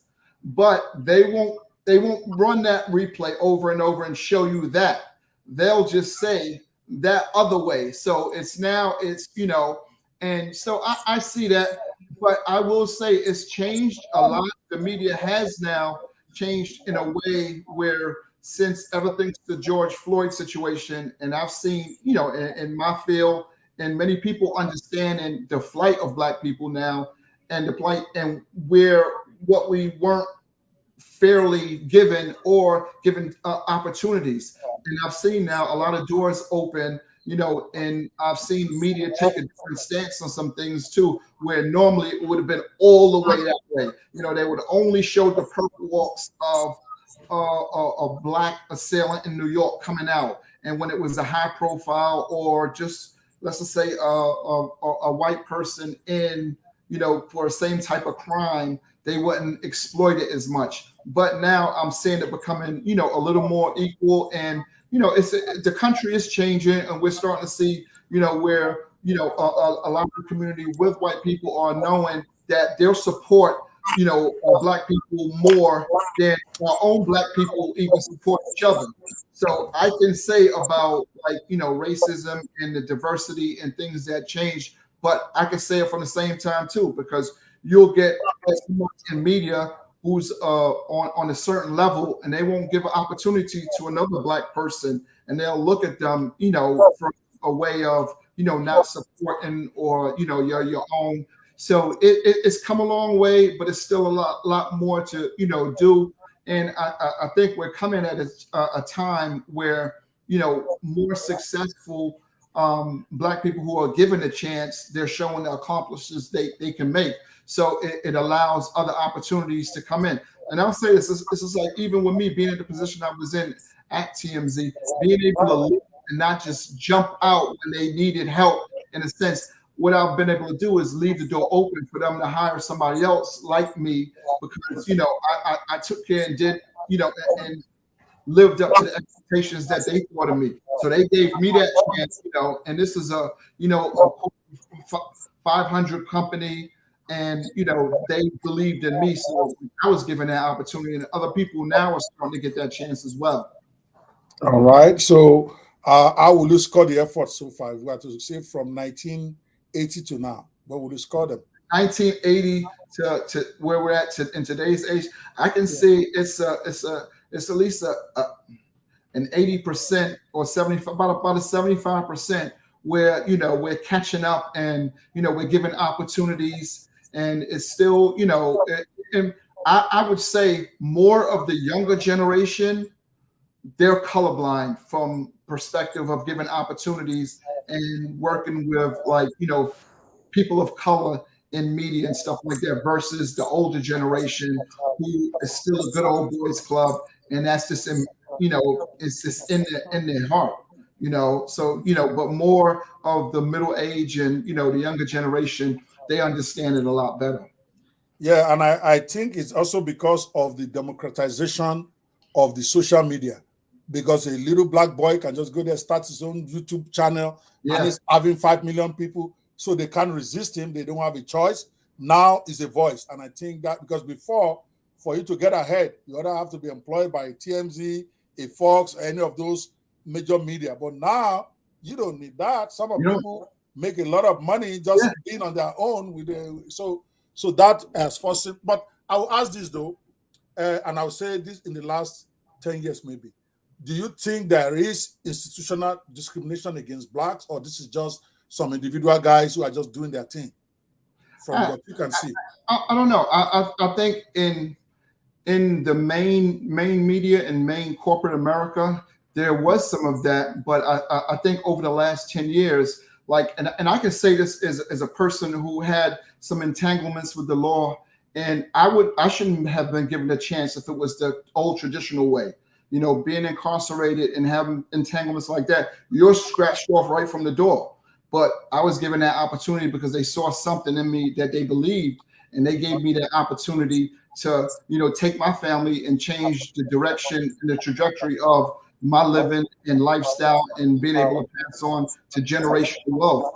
So I seen that, you know, whereas if I came in at a 10 years before that, I probably wouldn't have gotten that opportunity. So for me to say like, no, nothing's changed and the same, I'll be lying, because it has. And I'm living proof of giving a chance what, you know, I can take out of it and how I can help a company and, you know, other people that's behind me with those same situations, that you can, you know, now give somebody who's been entangled with the law or situations. And, you know, whether someone was an alcoholic, someone was on drugs and they wanted a second chance, you know, those opportunities are coming now. Interesting. Well, I just wanted to, because I see you, even listening to you in different rooms, that you are a fair-minded, objective person, one way or the other, good or bad. You're going to say it the way it is. So that's why I'm going to elevate this for you a little bit, and you start to get, like I said, hit up a little bit more. Now, there's some stuff that has been going on for a while. Okay, you see a lot, especially on Clubhouse, where you see these blacks open up these American blacks. Until that time, I didn't even know that there's a difference between American blacks and African American blacks. I didn't know that they separate us until I got to Clubhouse. Before, I just thought that we are all black Americans, but apparently, those Americans that were descendants of slaves, they call them Addos. I've never heard of Addos before until last year, to be honest. Right. Okay, until they started having these big rooms on Clubhouse. And I'm like, what exactly is this Addos? Then I went to research. So the American descendants of slaves, they see themselves as a distinct ethnic group from those of us who come in from Africa, you know, those of us who are born in Africa. And I noticed that there seems to be a lot of antipathy towards us, and I'm being very sincere. I've been to rooms where I've been thrown out. I've seen what they do to other African Americans or Africans who came in to America. So we're going to talk a little bit about that, simply because I have you, and you're a primary person, you're a media person, you cover this, and you also participate in it. Yep. So you're the perfect person to bring this up. So now they are talking about getting reparations for blacks being exported to Europe for as slaves. What are your thoughts on that? Where do you stand on that? And do you think they are making sense? If so, why? If you don't think it makes sense, why not? Now I just put you on a very hot seat with your friends. Yeah, that's good, because, you know, I never really think about reparations in a sense of like, am I due them? I've always looked at it where I've heard, like, you know, the mules and how much money you're supposed to get, and, you know, I come from the gutter of the gutter, the projects in Brooklyn, New York, one of the biggest projects in the world. So I've come up with nothing and never expected to be handed anything. So when I look at and hear people talk about reparations and stuff like that, I don't pay it no mind, because I don't think it's realistic. I don't think it's I never thought it was realistic in the sense of you know, getting it. But what I've been able to understand is that you can, in terms of, you can find out, like, you know, are there situations where has it affected you of growing your family? And I have learned, and it took me a long time to really understand these things. I would hear people talk about it. And what I know is when generational information and generational wealth lifestyles affects the people prior to you and how you grew up. And I say that because I can look at, like, myself. I have family members that I can go and they're not doing well, and live in, you know, in low income areas. And I can go and I can say, you know, why are you raising this kid like this? You think, but what I have to understand is the mother that they came from that child, and she doesn't know any better, or the father doesn't know any better. So that child is raised that way. And he comes up, and let's just say he's using the bathroom a particular way. He's learned that from his parents. So he grows up that way. And he's going to have that, you know, not that mentality. So the difference, and when we talk about reparations and what most Black individuals suffered from, not having the education and doing those things, I'm starting to understand certain things now. As far as a payment to individuals or things like that, I never think about it because it doesn't phase me, because I think it's unrealistic where anybody's going to get anything. But I do think there should be opportunities for people of color, in the sense of, the programs that's going to help people on a different path. Like, even when we're talking about college, we know, like, you look at Ivy League schools and they can get in because of like one of their parents or grandparents or something went there. So it's a type of, like, you still have to hook up, whereas most people of color don't have that. So you have to make the playing field even now, and I think we have to make situations available to some I guess, to make it happen to that level. Interesting. Yeah, I think, and I'm glad that I'm sneaking in a couple of questions here on this, because finally I get somebody I can have a discussion with, who can explain to me in a way without being emotional about it. Because the few rooms I've been to, I really wanted to understand what the issues are and why they feel like this against a black. So I'm going to, a follow-up question to that is that, what's your insight into how the American descendants of slaves, the ADOS movement, into their inside with the thing, and how they feel about Africans, and why do they not like us? What did we do to them? That part I don't understand. My parents were not part of slavery. I was not part of slavery. I don't know what happened 200 years ago. Right. But somehow I feel the palpable antipathy, the palpable dislike. And I'm talking for me when I go to their rooms, even without talking. So why is that? I think it's because of, it's been a negative portrayal of most Africans, in the sense of, and everybody puts, when one bad instance happened, let's just say from scamming or something, or credit card fraud, they put, if an African has done it, they highlight it, and they think all Africans are like that. And they look at it, and then they'll say, this educated African man comes to this country and he goes to Oxford, or he goes to Princeton or Harvard, and then they look down on the regular black people. And I think they just stereotype all individuals like that. And I never look at it from that perspective, because in any industry, in any race, there are always going to be bad apples in certain parts that do these things. But the perception, is not, you judge everybody as a whole from that way. And I think too many times we do see that, in culture as well. Interesting, yeah. But in a way now, I'm beginning to understand them a bit better, because I do sneak into some of their rooms. I never go up there because I know what will happen when I start speaking for the African American side. They don't even want to hear it.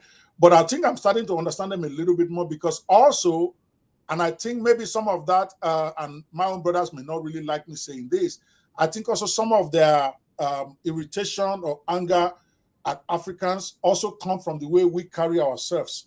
I didn't know that until fairly recently, that we can come off as offensive to many of them, because we never had to deal with institutional racism in America. We probably dealt with tribalism, but that's not the same thing. We didn't grow up in a neighborhood where the 90% of the young boys, before they are 20, they already went to jail, even if it's only for 2 months or 3 months. We didn't grow up in neighborhoods where you never get opportunity to get good credit, because it's already ruined when you are 8. Your career is already tarnished. You already have police record. We didn't have to go through all of that. So we come in, and the average African coming to America, already has a degree or has been to college that was probably free where it was coming from. So and then we sent our best, really, because the poor people, most of them don't get opportunity to get to America. Correct. So basically, it's the best of the Africans that are actually in America, at least some parts of the best. Right. And we are comparing our group, because the average Nigerian, for instance, when it gets to US, is doing well. He's focused, he's doing his work and all that, but we forget that average Nigerian in America is probably in the top 20% of the best of Nigerians. Right. Because the really, really poor ones, they don't have opportunity to come abroad, or they don't have people to pay for their ticket. Right. So we compare ourselves to the generality of the black people there. It's like taking your best 20%, comparing with the 100% of everybody, and then judging yourself to be above average, Mhm. which is an unfair. I didn't see that perspective before, where it's an unfair comparison for us to feel that. So the real question will have been, if they take the top 20% performers in America and match it to the top 20% in Africa, will Africans still be above average to them? I don't think so. I think So we'll we be, go in there. yeah, Exactly. that's a So- great example. Okay, so then we get in there, and I also had this mindset, I'm not going to lie. My first 10, 15 years in America, I used to feel the average black African, the average black American is lazy. I always made they complain all the time.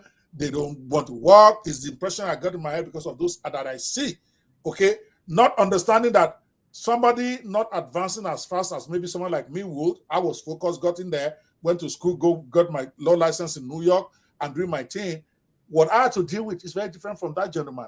Apart from mental growing up, where the institutions have deprived you of your parents, for instance. Mhm. Very few families, especially the blacks, have both husband and wife and daddy present in the house when they are growing up. Right. It's either they grew up with their mother, because the system, the way it was set up, did not encourage people to cohabitate as husband and wife, because you get this incentive if you are married.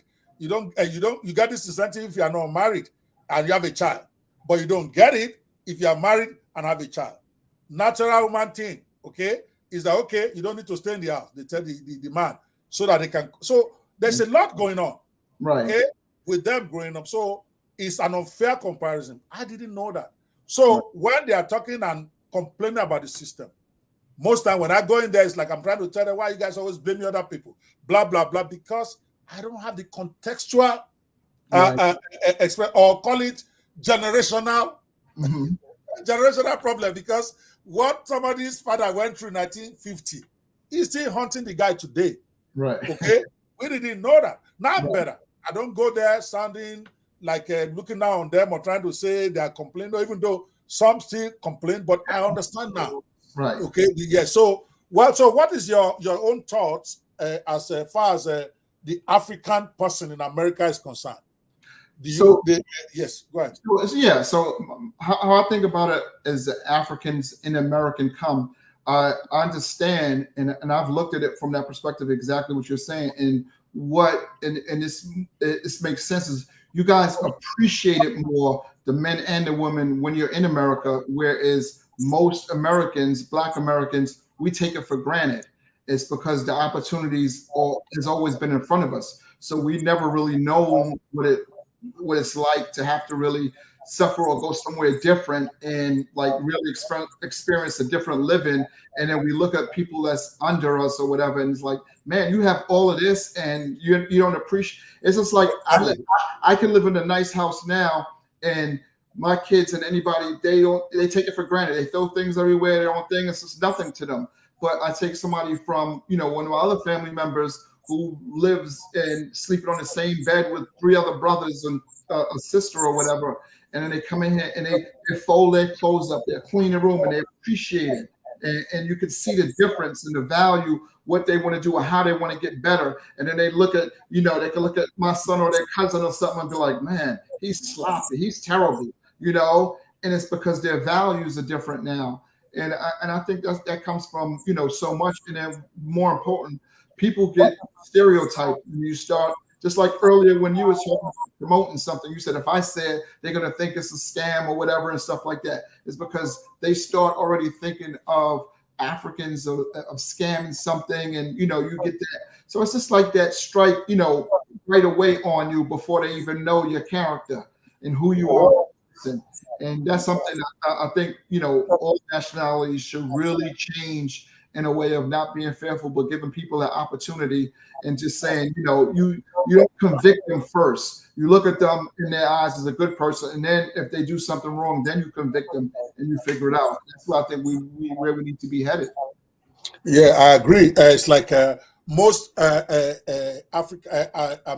American blacks, they prejudge us because of what they've had, and because of the story, especially us Nigerians, they prejudge us because, like I said earlier, I think the only discrimination I've ever experienced in America is from fellow Black Americans, which is sad. Okay, white people have never. I'm talking for myself. I'm not saying it's not there. I live in Nebraska. I've never experienced even one incident and it is like 80 or 90% white state. Right. The ones I've experienced is really from fellow Black Americans. So they have prejudgments. Okay. Yeah. We also, we come here, we have prejudgment against them. We already. So maybe if all of us can be more introspective and be more contextual, in other words, to judge people based on their own merit, based on their own interaction, maybe of us can be better, because both of us on both sides, we're wrong. Yeah. And this, the way we are approaching this is my own thought now. I wasn't always like this. 5 years ago, I was very, very different. But now I think deeper about this stuff. So you hear the conversations, you know. So exactly. I mean, imagine me meeting somebody like you. You're Black. Right. You're killing it. But we judge we from Africa, at least many of us, we judge the American Blacks by the worst of them. The same way the Black Americans judge Nigerians by the worst of them, rather than seeing each individual as good. This is a very good discussion. But I'm going to move it on, because we have to have that race discussion another day. I needed to go through that with you, even though it's not. It wasn't even on my two questions. But you are still not sweaty. I love that. You are a veteran. Okay, let's move it to business now. Okay. I want to share with us, because we may not have too much time now, and I need to get to this. What are some of the top level strategies people can use to grow their social media platform? I know a lot of my audience, this is the question they've been waiting for. Some of them may not be interested in politics. I love our exchange. So what do you say to this? All right. So the one thing, and this is the one thing I've been emphasizing for the last couple of years, and I'm screaming out, right? Everybody should really think of themselves as their own media company. And when you start thinking of yourself and how you move in business, it's you look at what some of the traditional media companies, how they've been able to announce things, how they can break stories, you know, doing all these things. And then inside your business, what you start doing is you start grabbing and building out your own community. And when you're building out your own community, you have different stations now. And the strategies on how do you really get, use these things in social media to grow. And the growth comes from not just building a community. How do you get noticed? How do you gain that exposure to make you stand out? And, you know, some of the things I teach is, you know, it's part of the program that I do have, 10gclub.com.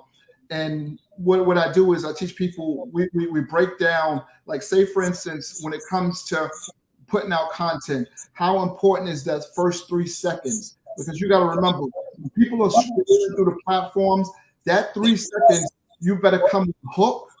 And this is the thing, in your captions, that title, when people see that title right away, if I say, like, let's just go right back to that Oprah video, or no, I'm doing social media. Let's just say I'm going to talk about 4 strategies to gain more followers, right? That hook is going to say that. When a person clicks on that video, the first thing better come out of my mouth is 4 strategies to get more followers. That keeps that person knowing that hook matched that title.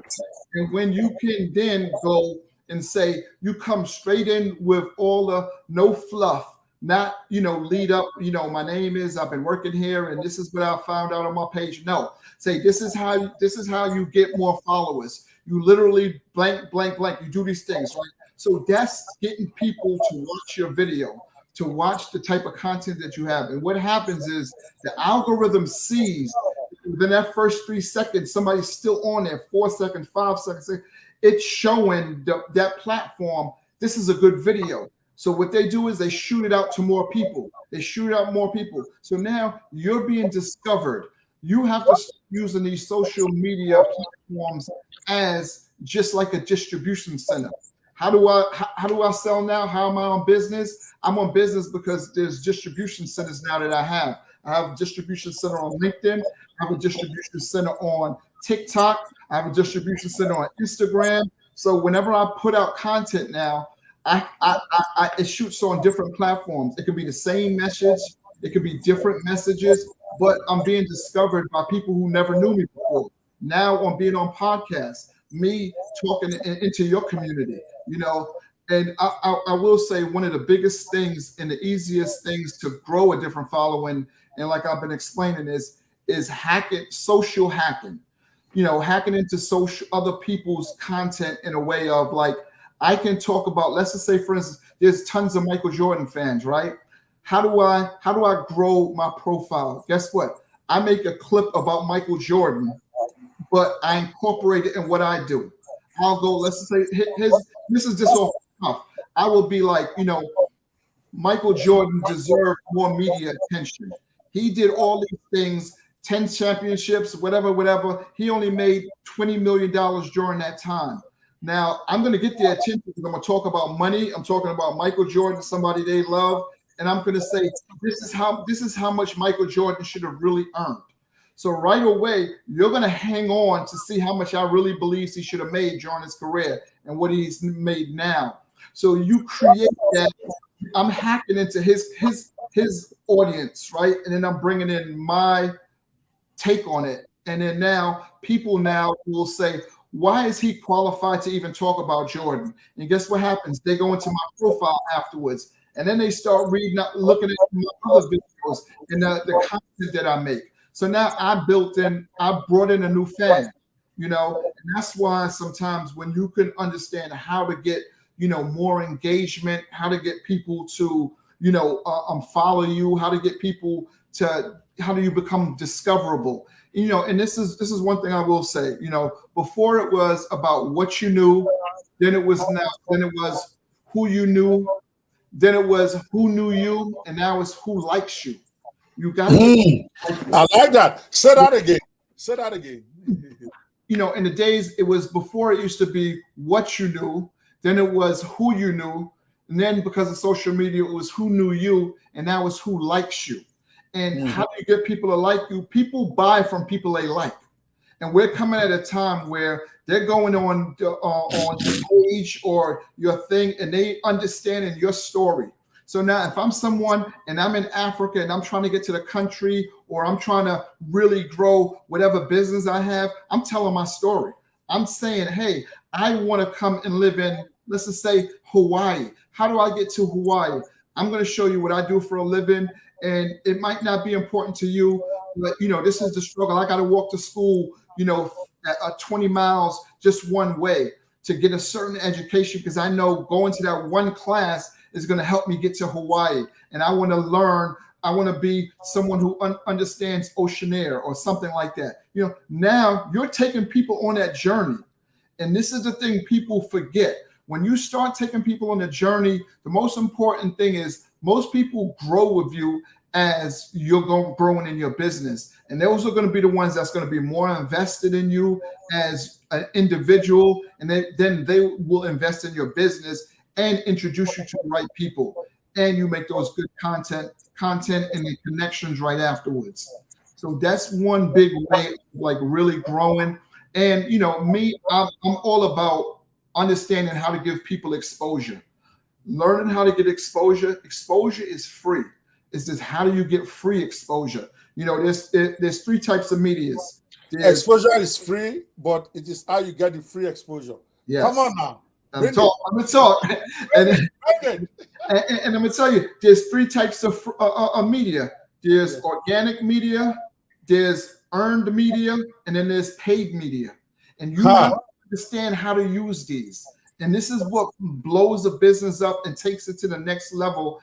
And you, in front of it, you're able to go narrow in the beginning and then go wide afterwards. And and this and of course, social media. You don't have to be in the right area at a time. All you have to have is Wi-Fi and a dream, and really pound on it. The thing about it, some people think sometimes things don't work initially, but the more you pound on it, you're going to get better of learning how to make it work better. And then you're going to get a better understanding of what you're doing right or what you're doing wrong. But if you do nothing, you won't get anything. So understanding how to really jump on it and understand when the trends are coming, how to get on board and what to do to, become visible. And I think that's the biggest thing right now. And that's what gets you to that next level. Interesting. Yes. And I think that is why you guys need to follow me now. They have said it is who follows you. So guys, don't be playing with me. I need you to follow me now on Threads, guys. Follow him. Is it? See? I'm implementing right now. Yes. Yeah. He said, "Is who likes you." Very important. Yes. Okay, this Threads is the hottest app right there out there in the world now. 93 million people as of yesterday night. I don't know how much it is today. In 3 days, Yeah. everybody is there. Yeah. On fire. You gotta get in there. He's on fire. When the thing was going to go live, Tenji, I actually had the countdown that okay, I was going to be one of the first, maybe 100,000 to get in there. Somehow I got distracted by a room in Clubhouse. Oh, by over an hour and a half before you come to me that the time has passed. By the time I got there, I think I was number 4 million. They reached like 5 million in another 2 hours. I'm in the hundreds of thousands. Yeah. Oh my God. I should have been there. And I had a class I was teaching on that Wednesday night. And I stopped to tell everybody in our class to go up and sign in right now. And as it was dropping. And wow. I think that's it's important, So you are in there the first hour. Oh my God. Oh yeah. My God. I could have been. I don't know what happened. That's okay. 4 million is better than 93 million, right?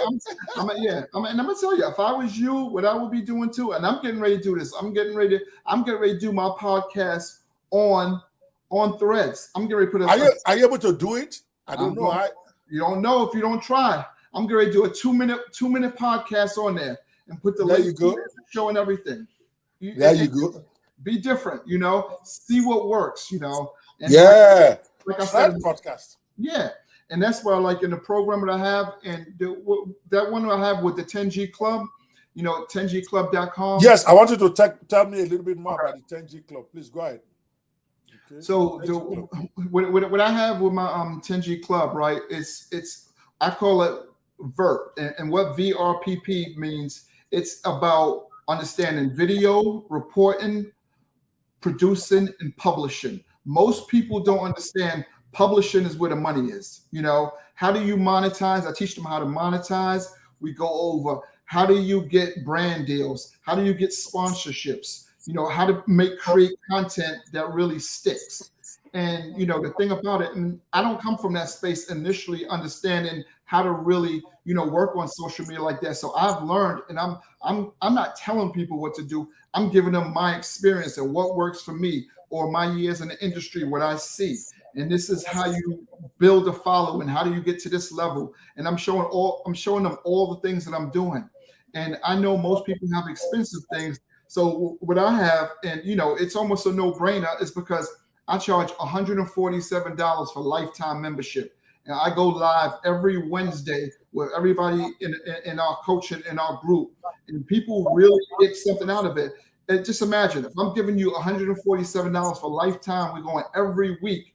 All you have to do is do one thing that will pay for that $147 in no time. And it's the tactics and it's the things that you're going to learn out of there that's going to enable you to be a better creator, understanding how do you produce.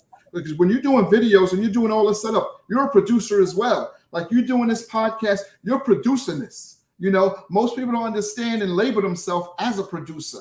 And those opportunities, how do I get grants from the government for being a producer? These are all the things, these are all the, the connections that I'm giving them, and just being a part of that organization, and everybody grows. We go on Facebook and then we grow. So that's just what I've been really, banking on and pushing in a way of giving back. That has got to be the most affordable, I'm not going to say cheap, the most affordable club out there for those who want to learn to grow their media presence and how to monetize it and how to get access. And so what do they need to do? Go to this 10gclub.com. They go right there, and that's, and I'm not going to have it for long. I'm not going to have it long opened up like that. And then later on, the price will increase, of course. And as I start taking off, I'll be closing it down. I'm going to work with those individuals at a certain number, because I'm going to get results out of it. And that's my main goal, is to really, organically grow, help people. And we reach them at any level, whether you have a business or you just decide on getting a business. And it's important because you're going to hear other stories in there from like-minded people who are trying to grow as well. And when you're around like-minded people, it's going to be that one aha moment that changes the trajectory of your business or your lifestyle. 100%. Well, guys, that is probably, I love anything that is lifetime, and you want to get it when it's available. Oh yeah, yeah. You know the way things are on the internet, they never leave that price like that. Yep. Because it's not stupid. When you start getting more people and introducing, this price will keep going up. But you get locked in, right? If I get in right now, yep, your grandfather. Yep, even if you raise the price tomorrow, right, grandfather in. Yep, whether it goes to a monthly subscription, you're locked in. All right, guys, you want to go check out the 10G Club? I will be checking it out myself because it's affordable for where you want to be. We are talking about a man who has had 31 years plus in this game.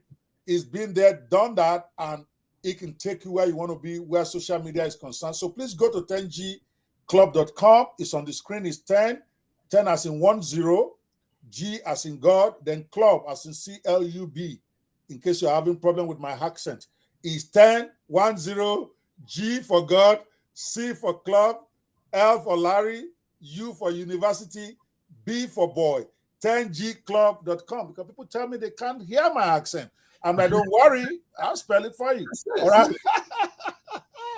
I wanted to go over it again. What are some of the stuff they get? I'm trying to get in there, but I don't want my screen to go off. What are the specific benefits of being a 10G Club member? Go ahead. What you get in there is you get understanding and shown exactly how to build out a membership site, how to build content, how to get brand deals. We have the templates, we have the script writing, how to get sponsorships, how to really start a media business, how to get exposure with getting PRs to really hit the right people, and how to act as your own PR person.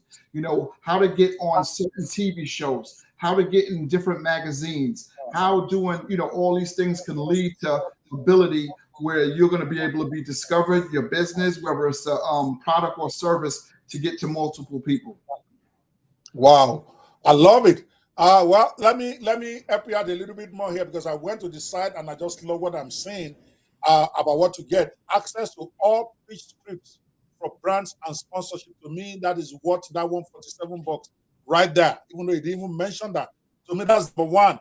Access to pitch scripts for brands and sponsorship. So we're going to talk about how to get sponsorship for your social media in a minute, how to get your brands to be attractive, and how to get your platform to be attractive to brands.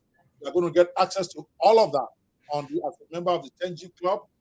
Unique content ideas and trends sent to your email weekly. In other words, you're going to be hearing from 10G every week, okay, about content ideas and trends of the week, because it's all about trends.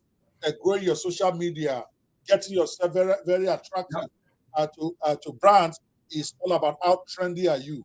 You're going to be getting that every week. Another thing you get with the 10G Club is strategies and connections for you to get interviews, podcasts, and collaborations. He shared a couple of them here.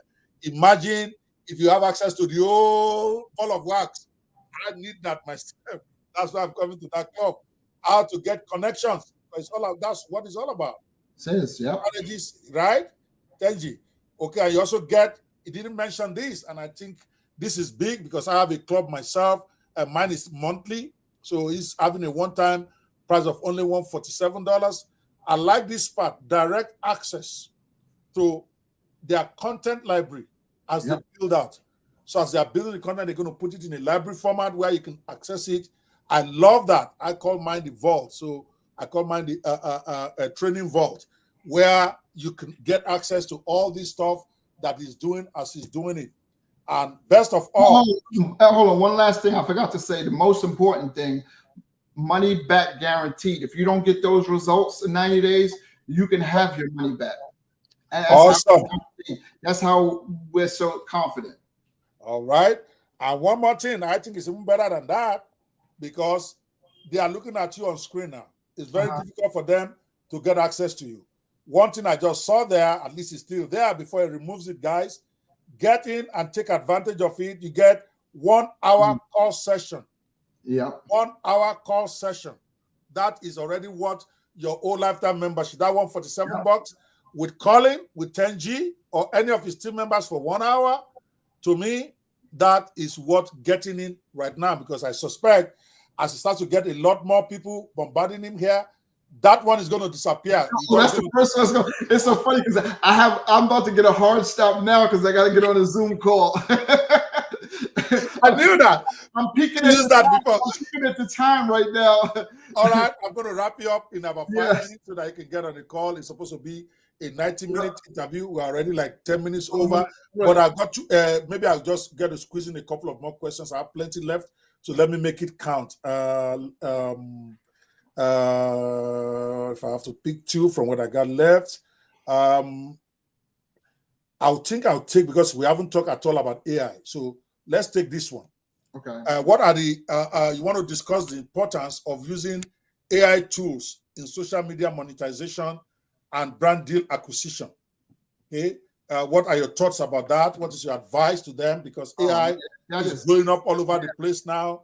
What would be your advice? Yes. Oh yeah, that's big right now, because the way I'm looking at it and the way what I'm using and how I'm using it is, and I'm going to break everything down at the summit, at the business summit, and how I'm using it to not have to have and pay for so many VAs and different people to put out the content that I'm doing and reach the different brands, because I'm able to scrape information now of all the right people on different platforms and send them my information on what I do, whether it's a script, it's a little short form video, and it's almost like me being able to give a trailer movie to all the biggest producers in Hollywood, when I would have never had access and able to do it in that quick of a format. Now it's what I'm using AI to do, and to build out that and to really build a brand.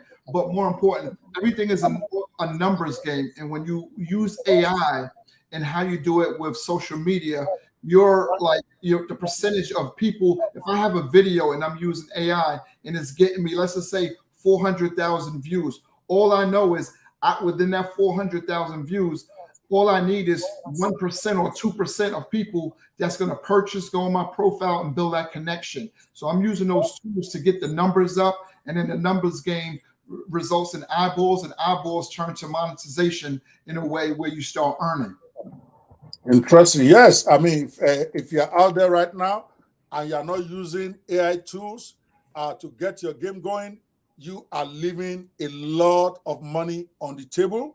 Yes. Before you know it, you are going to be out of the game, because people are not playing with you. Right. Just like everybody, AI tools is helping everybody to do what they do much better, much faster, much more efficiently. So if you are not using it, be assured your competitor is using it. They are using it to get materials to post on their social media handles. They're using it to do their blogging. They are using it to do all sorts of stuff, to do videos, things that will cost a lot of money out there. So if you are listening to this, trust me, you need to be in this game right now. And here is one recommendation for you. Okay, I call it my own Swiss knife of AI tools, for the simple reason that this tool called marketingblocks.io is my own top recommended tool for anybody who wants to get involved with using AI tools, for the simple reason that it's got 25 different AI tools in one package. Typically, you have AI tools now that do video creation for you. You want to create video from text, that's an AI tool for that. You want to transcribe audio, text to audio, that's an AI tool for that. You want to do graphic designs, there are AI tools like Midjourney or DALL-E to do that for you. You want to write a book, you want to write a blog, you want to write AI tools like ChatGPT or Google Bard. What I'm saying is that this one tool, marketingblocks.io, and I'm serious, guys, go check it out.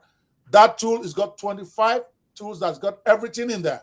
They've got the one that works even better than ChatGPT in there. They've got the one that works better than Midjourney for graphic designs. They've got an AI tool that does virtual spokesperson videos for you.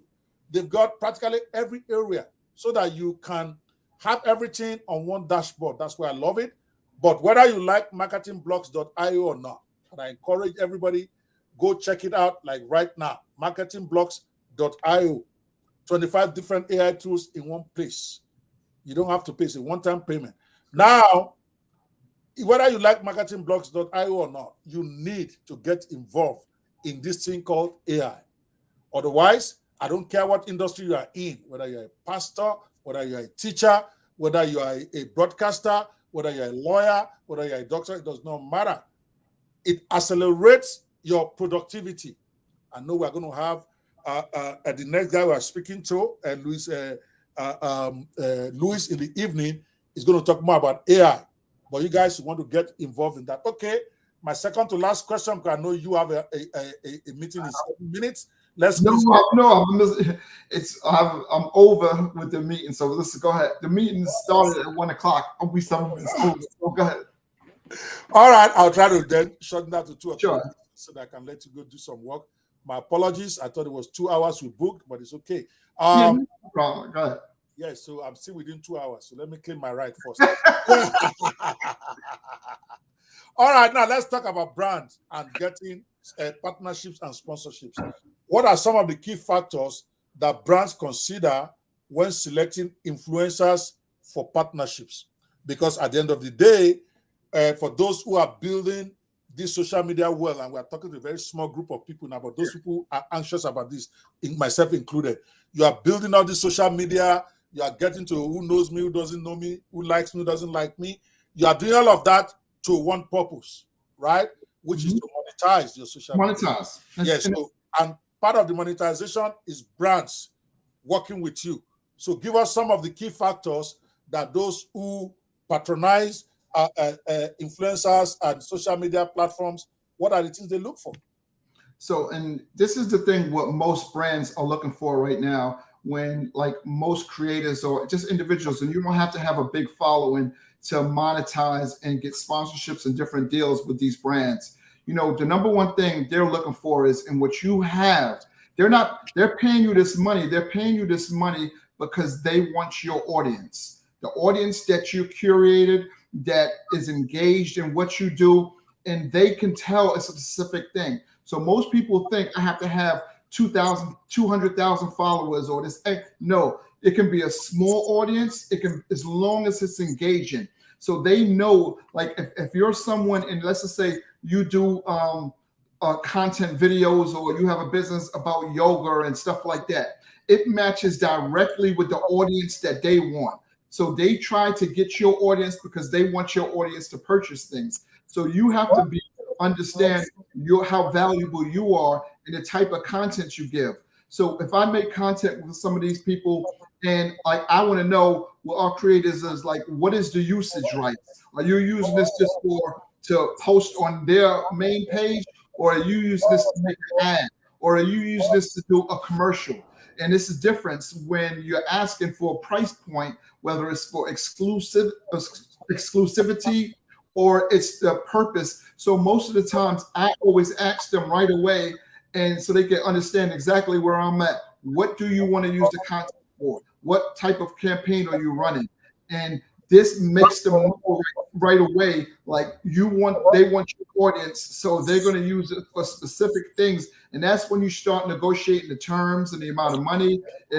How long are you going to keep it on the page? All this, because these are anything that you put out there, they already come to you, so they know they like how you create content.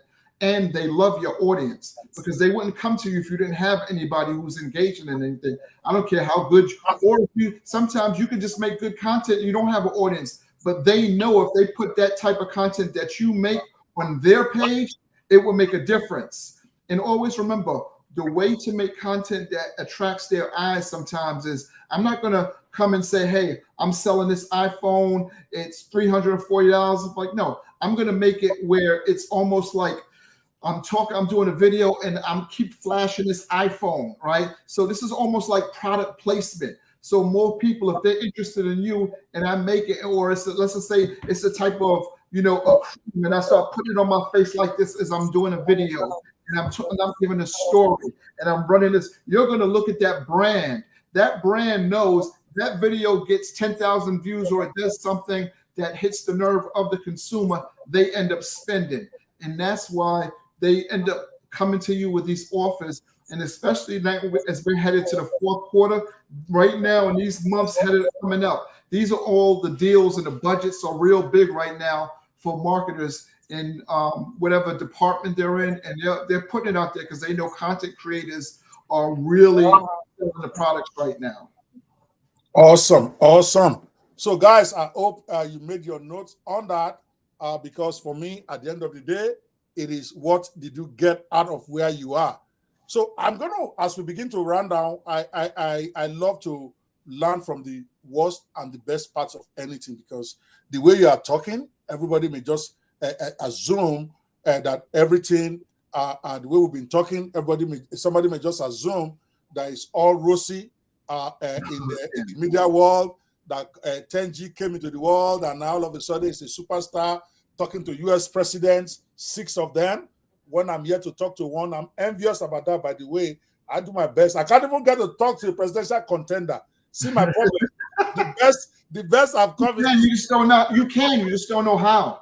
That's yes, I don't. Yeah, I'm gonna do it. You see, yeah, you can. You the other one I got to speak to is Peter will be a presidential candidate somewhere in California. I had to chase him to California. Let's just say, for instance, here's a prime example. Let's just say, for instance, you think Ron DeSantis is going to be, he's going to be running, he's going to be up there against Trump at some point, right? Yeah. Here's what I would do. I wouldn't go and try to send out stuff to Ron DeSantis. I would send stuff to his wife. His wife is the big person now. She's getting ready to take it. You build that relationship with her. She's going to get you inside the events. She's going to get you the invitations to stuff. So you work backwards till you get to the right person.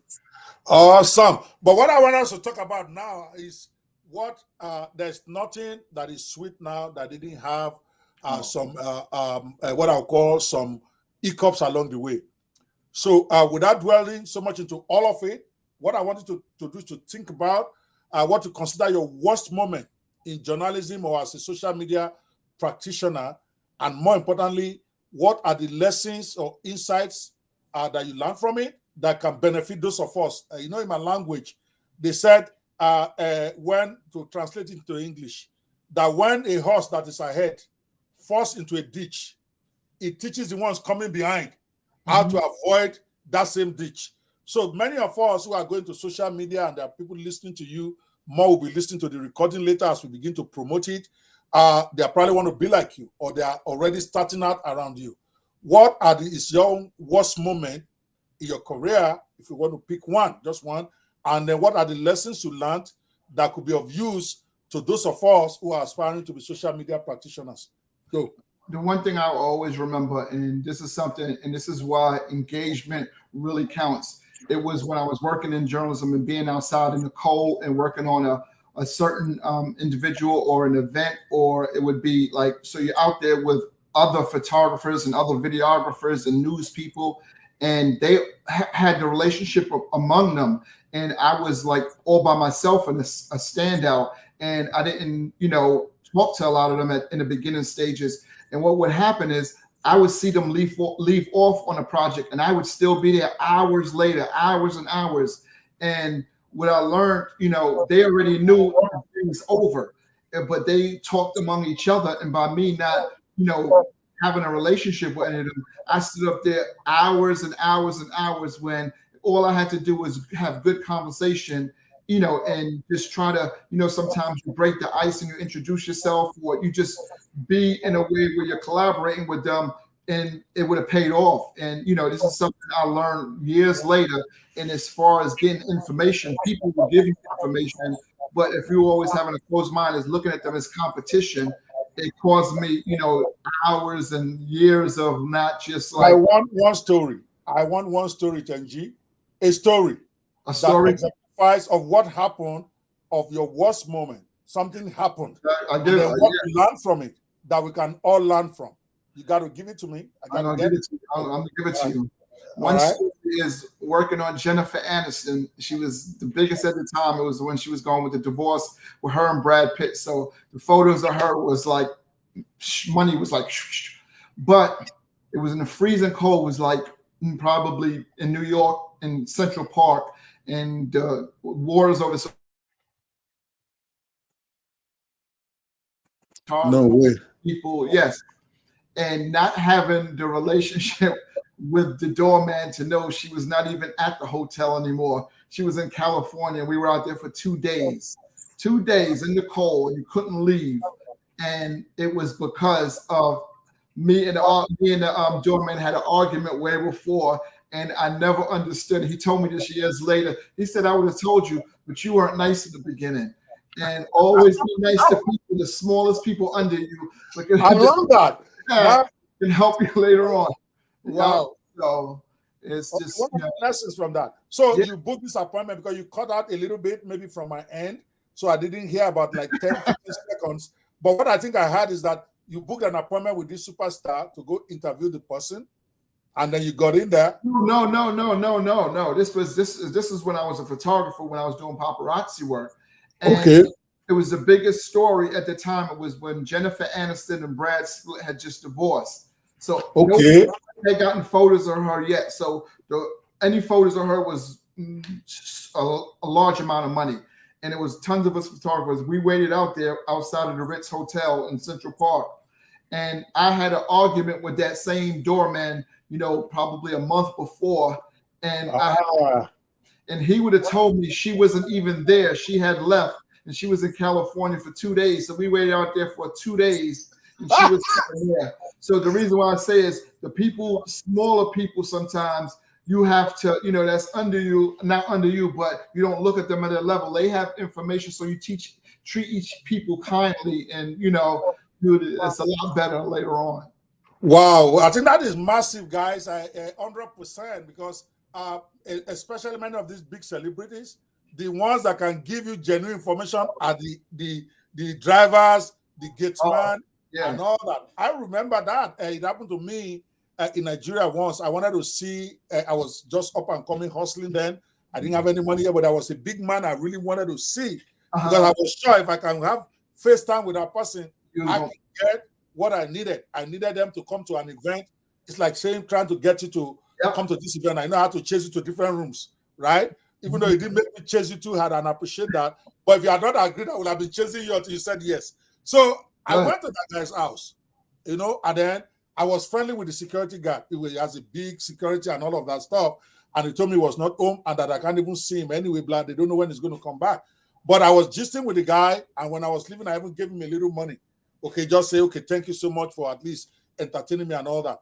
Guess what? 3 days later, this man called me, the gate man. He said, Oga is here now, and Madam is there, and they're having some friendly whatever that if you come now, you won't be able to get in the house. They want to do inside.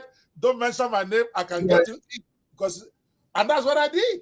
Yes, so I got in there, and the guy got me in there, and I was able to, as I was entering, the man himself was trying to get out of the room to go to another, and we stood looking at each other. I was like, who are you? And then I introduced myself, and I got my time. Yeah. He's like, how did you get here? I said, well, I was just lucky. I saw the gate open. He said, I'm going to fire that guy. I said, no, sir. He asked me if I had an IV, and I told him I did.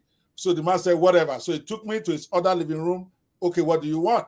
And then I ended up doing a big, big business with the man. Not that time, like 12 years later. Wow. He was looking for somebody, and he called me. He remembered that conversation of 12 years. I wasn't even in Nigeria anymore. Then he brought me to Nigeria to come and consult for him 12 years after we had a meeting. Wow. And I was able to have that meeting because the security man called me. So very, very important lesson, because we forget that. Sometimes because we are privileged to get an appointment or to be friends with somebody, we look down on those who support them. Their drivers, their cooks, their drivers. And those are the ones. Those are the main ones. Oh, yeah. The assistants, because like even that's the same way I built my profile on Capitol Hill. All of the lower interns and those people, those are the ones that's going to be, the managers. These are the ones that's going to be the directors, and exactly build those relationships. Awesome. I hope you guys got that. Every bad experience is an opportunity for you to learn. That's why I asked him about that, because I know that every one of us have gone through different, no matter your level, and they always learn something from that. Then, of course, because I don't like to end my questions on a negative note, I'm going to be asking him what he considers his best moments, 3 of them in his career, and what he learned from that. See, we need that, because We want to learn from your positive. But you're not going to answer that question yet. I'm going to go and I'm going to tell them a bit about my book that is coming out next week. I'm launching it next week, Monday. And I'm using the opportunity to blackmail and invite Tenji to the official launching as one of my guests. It's going to be on Clubhouse. It's next week, Monday. I will send you the formal invitation and all that. I just want to do a friends type of thing. I'm launching this book called Success Secrets of Millionaire Hustlers. I consider it one of my best books, to be honest with you, because when I went to Dubai early this year, February, I happened to be privileged to be on the same stage with Robert Kiyosaki, Grant Cardone, and Les Brown. One of my boys, former proteges, Stephen Akitayo, was putting that event together in Dubai. And even though I'm not on the level of those guys, he said, well, you are my boss. You deserve to be on the same stage with those guys, because he's a big boy now. He's a billionaire in real estate in Nigeria, and he was doing some stuff in Dubai as a big real estate company. So I was there. You know, he flew me down from US to Dubai for the event. Les appeared on screen, and I think Grant. So, but while they were talking, I realized that they were trying to motivate the crowd there, which is like about a little over about 120, 150 young people who are trying to hustle into the real estate industry. These are guys who have never really made much money. These are guys who are just trying to get in. But I realized that all the wisdom that Robert Kiyosaki, Les Brown, and Grant Cardone were sharing as I was watching them, they are about how to succeed. Okay, is what millionaires do when they already made millions. Okay, you know, the way you think right now is very different from when you are just a photographer trying to break into the industry. So true. So when I heard one of them say, well, for you to really have a breakthrough, you must have an original, you must have a global vision. And I'm like, that's a lie. Nobody starts out with any global vision. You just want to make your first $1,000. You want to get a 10G I can bet when he started, he just wanted to get that one picture that will put him on the map. Right. That's what he's hustling. He's not thinking beyond that yet. All the stuff about now doing social media, advising brands, all of those are in the background. But your first thing is, how do I move from 0 to 1? So I realized that a lot of stuff they were teaching, they were very good. They were good for people like me. I learned a lot and I made the whole notes. But somebody who hasn't made $10,000 at one time, a lot of this stuff they are saying doesn't apply to them. Goes over their head. Yes, so they have to be original. I'm like, no, originality is hard. Originality takes time. If you don't, originality is a luxury of those who can pay their bills. I know that firsthand because Bill Gates, it took him 8 years to get people to even accept his Microsoft brand. Even Mark Zuckerberg that we're all talking about today took him 7 years to make his first money. How are you going to eat? He happened to have rich parents, so people are paying his bills. But when you are trying to break out, you attack originality, you will lose your wife if you're already married because you won't be able to pay your bills. Nope. So that the best way to break even is to look for what is working, put your own little twist to it, and get your own piece of the market. That to me is how you start. That's how I started. Yeah. That's how everybody started. Even the Virgin guy did not start out with this vision of Virgin group. Right. He started out to hustle refunds, VAT, just to make some money. So I realized that, okay, maybe guys who are struggling to break out or who are in the beginning rungs of breaking out, they really need someone to tell them the truth, different from what they have been hearing. So I wrote this book and talk about 33 mindsets of successful hustlers. If you want to hustle to success, here is what you need to think about. And they're very contrarian. I love them so much because they're controversial, they're different from what anybody's been talking about. And I'm going to be launching that book next week, Monday, on Clubhouse, just because I just wanted to play Clubhouse launch for the first time. I've never really done. So I'm going to play a short promo video on it for you guys to just get an idea of what is coming. In fact, I got a promo interview. I think that's when I'm going to play. It's just about 3 minutes. When we take that, then we'll take the last question from 10G, and then we will wrap this up. Breaking news with Paul Toole. Good evening and welcome to our breaking news segment. I'm Paul Tall and we have some exciting news for all aspiring entrepreneurs and business enthusiasts out there. Today we bring you an exclusive announcement that is set to shake up the business world. Breaking records and capturing the attention of millions, The Success Secrets of Millionaire Hustlers is the highly anticipated book that unveils 33 groundbreaking mindset secrets for making money in any economy without working so hard. Authored by renowned business expert Dr. Ope Banwu, this book is a game changer for anyone looking to achieve financial success. Dr. Ope Banwu, a leading authority in entrepreneurship and wealth creation, has dedicated years of research to uncovering the strategies that millionaires use to achieve their financial breakthroughs. His book is a comprehensive guide that empowers readers with practical tips and proven techniques to elevate their financial status. When asked Dr. Ope Banwu about the thinking behind his latest book, this is what he had to say. The Success Secrets of Millionaire Hustlers is a combination of my years of experience and analysis of the true mindset secrets of successful individuals that has helped them to achieve financial breakthrough rather than what they often tell us is their secret. In this book, readers will discover the winning mindsets for working smarter, not harder, and how to make money in any economic climate. I sincerely believe it's time to break free from the traditional thinking that often keep most people poor and embrace new contrarian ways of thinking that lead to financial independence. That's why I wrote the book. Wow, that's amazing. Thank you, Dr. Ope. With its release on the horizon, The Success Secrets of Millionaire Hustlers is already generating a buzz within the business community. Entrepreneurs, business owners, and those seeking financial freedom eagerly anticipate the opportunity to learn from Dr. Ope Banwu's expertise. To all the go-getters out there, this is your chance to gain access to the mindset secrets that will transform your financial journey. Pre-order your copy of The Success Secrets of Millionaire Hustlers today and be among the first to embark on this life-changing experience. Don't miss out on this extraordinary opportunity. Visit the author's website www.opebanwu.com to secure your copy and unlock the path to financial success. Stay tuned for more updates on this groundbreaking release. Thank you for joining us for this breaking news segment. I'm Paul Tall and we'll be back with more updates soon. Stay informed, stay empowered, and good night.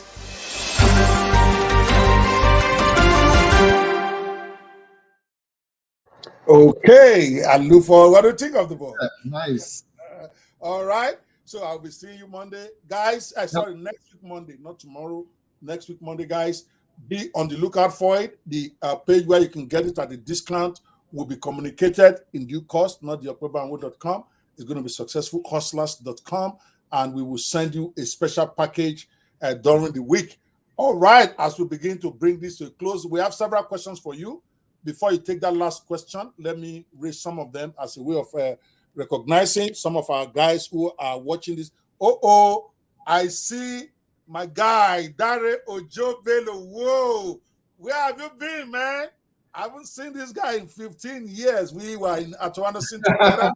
Yes, my very first job at Anderson, a consulting firm. This is 1990 or 89, 1990, 91. We went to Spain together as part of the training. It says how you get free exposure. It is for me when you are explaining how to get free exposure. That in my mind, you got to inbox me, man. We got to talk.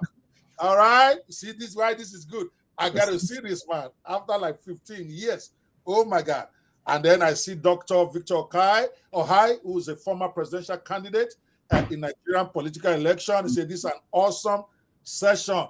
I didn't know you are here, so good to see you, Victor. We will talk later. And then we have a question from Victor Odusi. One of my good friends also said, Okpedi is a great investment of my Sunday money. Keep up the good work. where do you stand on the issues of free speech and misinformation? How do you curb the negative or the negative one of the two without limiting the desirable one? See, my friends are too intelligent. So they bring out these questions that I'm not going to answer. Yeah. Benji, that's your question. I give it to you. Oh yeah, go. Where do you stand on the issues of free speech and misinformation? If I start talking, I won't stop. But I'm going to let you answer. Oh, How yeah. do you curb the negative one of the two without limiting the desirable one? Great question.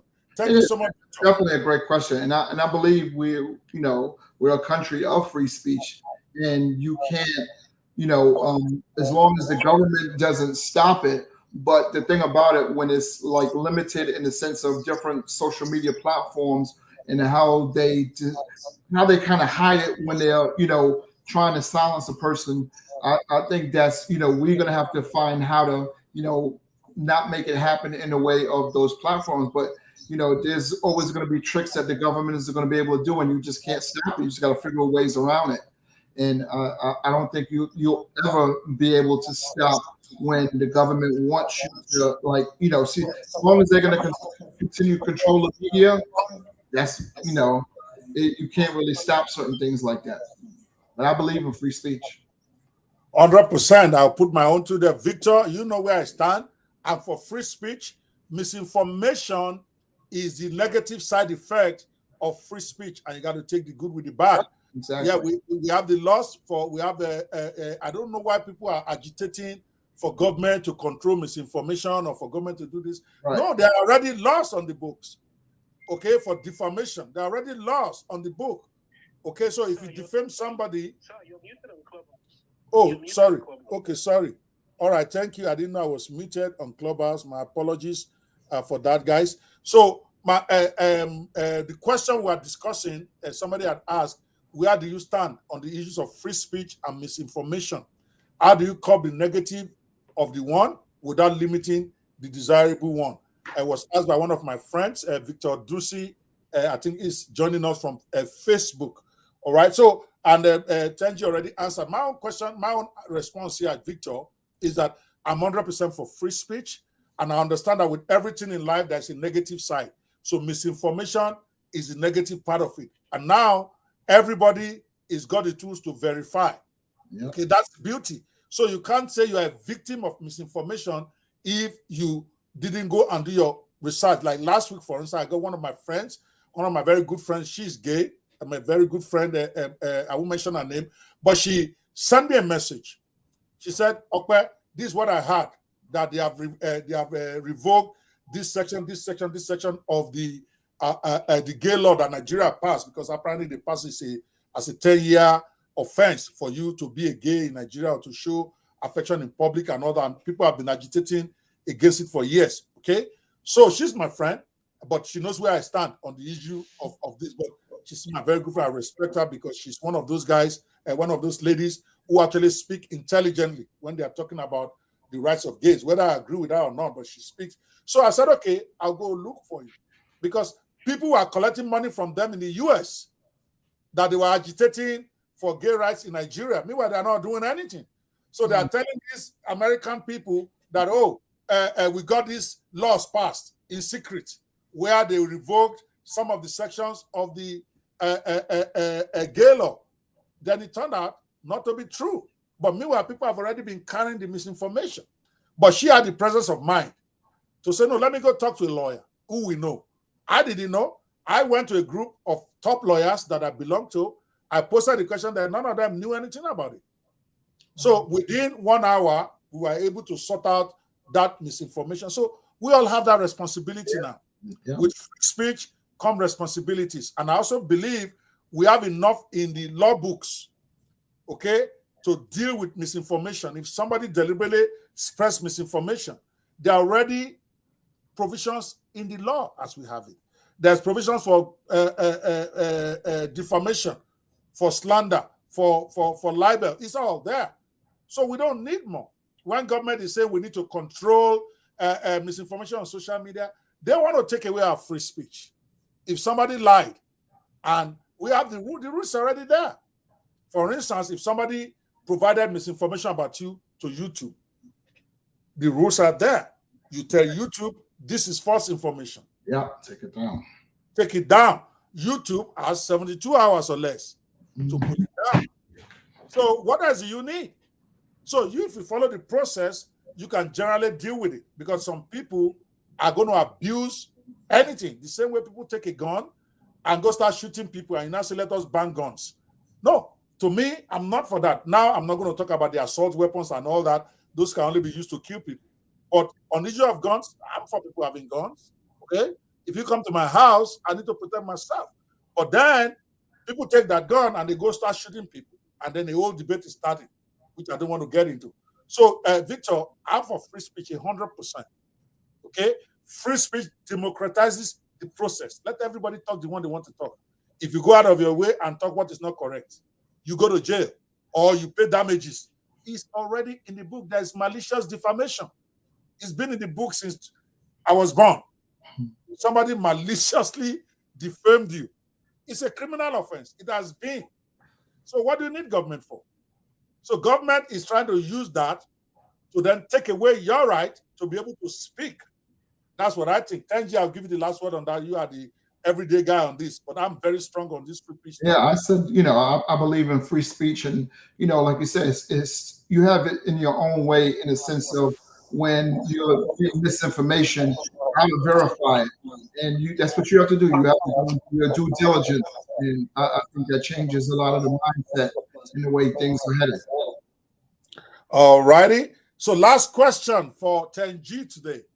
Okay, what do you consider to be your best moment in your career that makes everything feel worthwhile? And what lessons did you also learn from that? Good and bad we learn. And what is going to be your lessons to learn for people who are listening to you to benefit from? Go. I think my best moment in my career and being in Drumond, it was literally seeing LeBron James, and it was just one little thing. It was LeBron James working out. It was just in the summertime, and what happened is normally when they play at a hotel, they stay at a hotel, and the morning of a game they'll go and do practice, and most of the team would be two buses with a lot of fans outside, trying to get photographs or pictures with some of the players, and most of the team. So this was like about 95. The humidity was high, and LeBron comes back. When the bus pulls up, most of the players come over. LeBron comes back jogging, and this is in his career. And you're just looking at it. It showed me that work ethic. He's the best player in the league. And instead of riding on that bus like the rest of the players, after he practiced, he's coming back jogging and working out even more and going into the hotel. And that just showed something like, if I wanted to be great and be good at what I do, I'm just not going to put in a regular effort by just going to practice. I'm going to do something after, and I'm going to condition myself to be able to do these things. And that's going to give me that longevity in the game. And then now I look back years later, he's still playing at a high level. And it's because he took care of his body, and he still was getting better every day and didn't look at it that he was already on the top. He still was working to where he wanted to be. And that's the difference between the average players, all-stars, superstars, and legendary people. It's the same thing in business. And that's one thing I always take away. When I feel like, if I'm getting comfortable in what I'm doing, I got to do something different, because most of the biggest people, they're uncomfortable in a successful space because they need more than continuously doing. And that's the mindset I started living. I've always taken that away with me. I feel down when I push and get better. 100%. I love that. You got to keep bringing it, consistency. Yeah. You can't get comfortable with success. And I think you can. And I think that's just, take someone like me, for instance, that's the mistake. That consistency, bringing it every day. By now, I should have a very successful podcast. But what happens, I do it for 1 or 2 days, then I go to sleep. You have to bring it every day. Yeah, and even when you get good at it, when you get to that level, you got to still be good. You still figure ways to get better. And that's what the greats do. Yes, Michael Jordan, just to key into that, when I was reading his book, the man says, every day after they finish practice, he has to do 500 free throws before he goes home. Even when he has become MVP of the league, he still does it every day. You can't be comfortable in your current success or your growth stops. I think that's a powerful, powerful way to actually bring this thing to an end. No matter where you are, if you want to maintain and keep growing, you got to stay consistent. You got to stay hungry, okay, with what you do. Thank you so much, 10G. You are a true 10G man. Now I know why they call you 10G. He's a man that brings it 10 times in a day. Yeah, Colin, for those of you just joining us, Colin Drumond, 10G is a man who has spoken. Okay, that means he has seen them, not on Zoom. Okay, live, 6 presidents, and able to have interaction with them. He's a 2-time nominated Emmy Award media consultant. He has had the pleasure, I love that part of his resume, of speaking to 6 living USA presidents. My time is coming, 10G. I'm going to be like you when I grow up. All right? I'm going to give you the last words in the video. Guys, be on the lookout. We are going to be we're running some of these live stuff with 10G on my podcast, which is now on Spotify for podcasters. I just got it created, and I'm going to try my best. I do not promise I'm going to be able to get quality guests every day, but my goal is to be as consistent as I can. The days I can get 2, I'm going to bring them, because for me, it is worth it to learn from them and also bring you all this quality. So today, we're actually blessed to have 2 powerful guests. We've had 10G. Later tonight, we are going to be having Luis Estrella. For those of you who have been hearing rumors about AI, how you can use AI to do this, how you can use ChatGPT to do that, we are bringing what I call the prompt engineering king. I call it the maestro. It's going to be coming tonight, and most of our talk is going to be around ChatGPT, AI, and prompt engineering, even though it's also real estate in its own right. I'm not going to talk about real estate much. I want us to talk about ChatGPT, how it can help you, how you can use it in your business right now, regardless of the business you are in. You don't want to miss that. I know it's going to be late for our fans on the West African coast, because it's 6 p.m. my time, which makes it like midnight where you are. But there will be recording. We are going to be live on my Facebook page. We're going to be live on my YouTube page. We're going to be live on my LinkedIn page. We're going to be live on Clubhouse.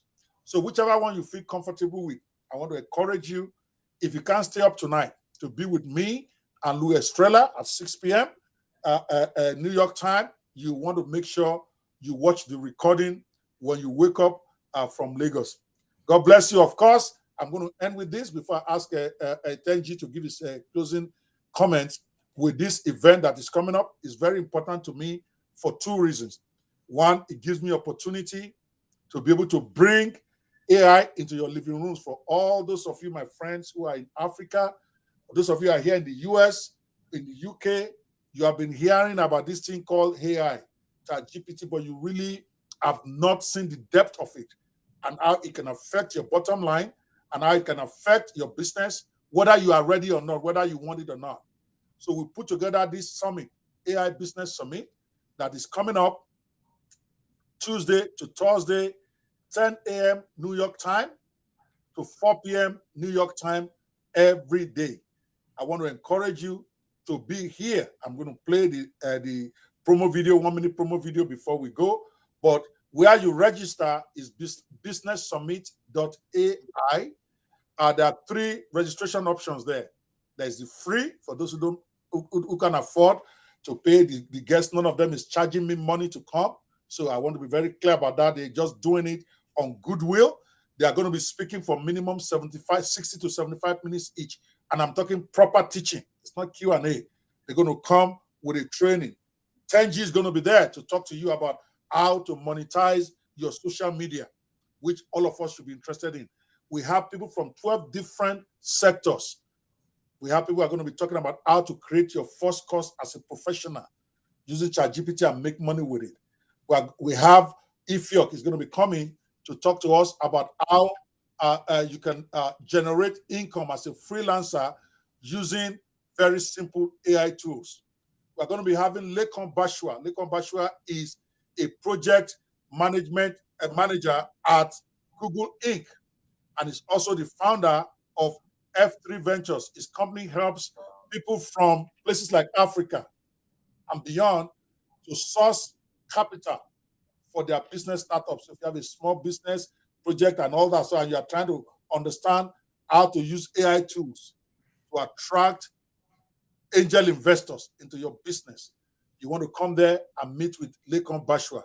We're going to be having Professor Chris Imafidon, one of the most impactful Nigerians in Europe, especially UK right now. I didn't know that much about the man, even though I've read about him. Is the patriarch of the genius family.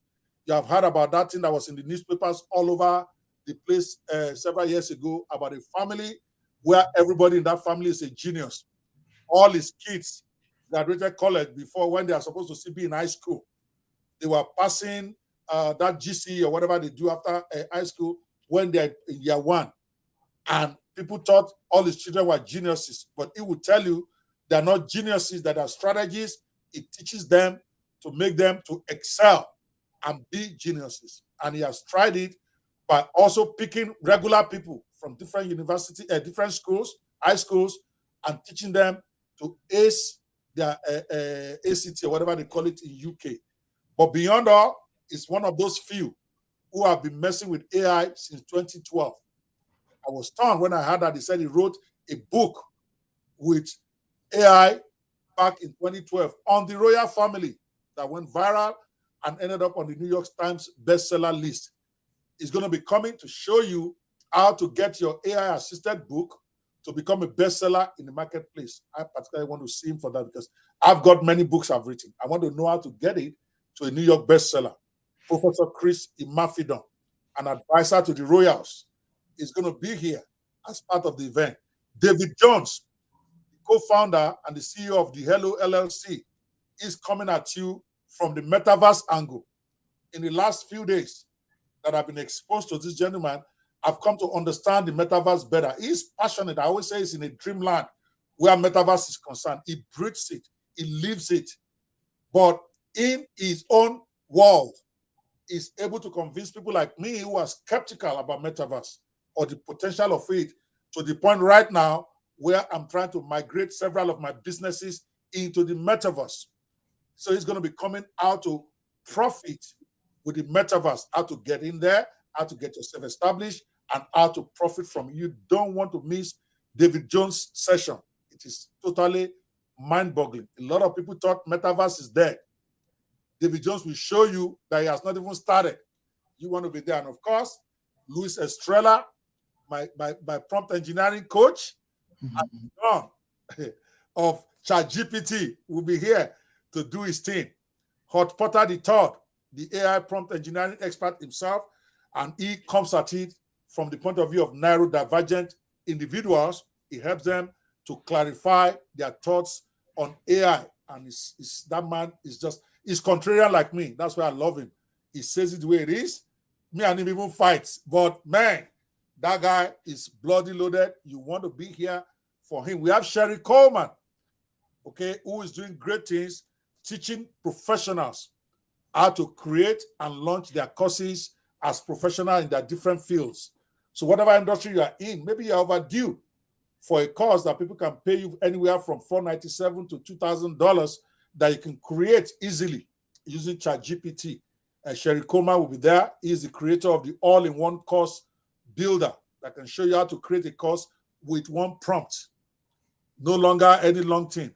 We have Rume Hofi, the crypto preacher, is going to be there to come talk to us about how to merge AI with crypto and be ahead of the market. So it's a great event coming up Tuesday to Thursday. You want to register for that, you go to businesssummit.ai and you can just take the one that is convenient. We have free, we have silver that gives you a lot more than just attending the event, and then we have the gold that gives you a lot more. Whatever is convenient for you. The important thing is for you to be able to attend, either as a free guest or as a paying guest. It's all there for you. Here is a short video on that, just to give you an idea of what to expect before we come back and put this to bed.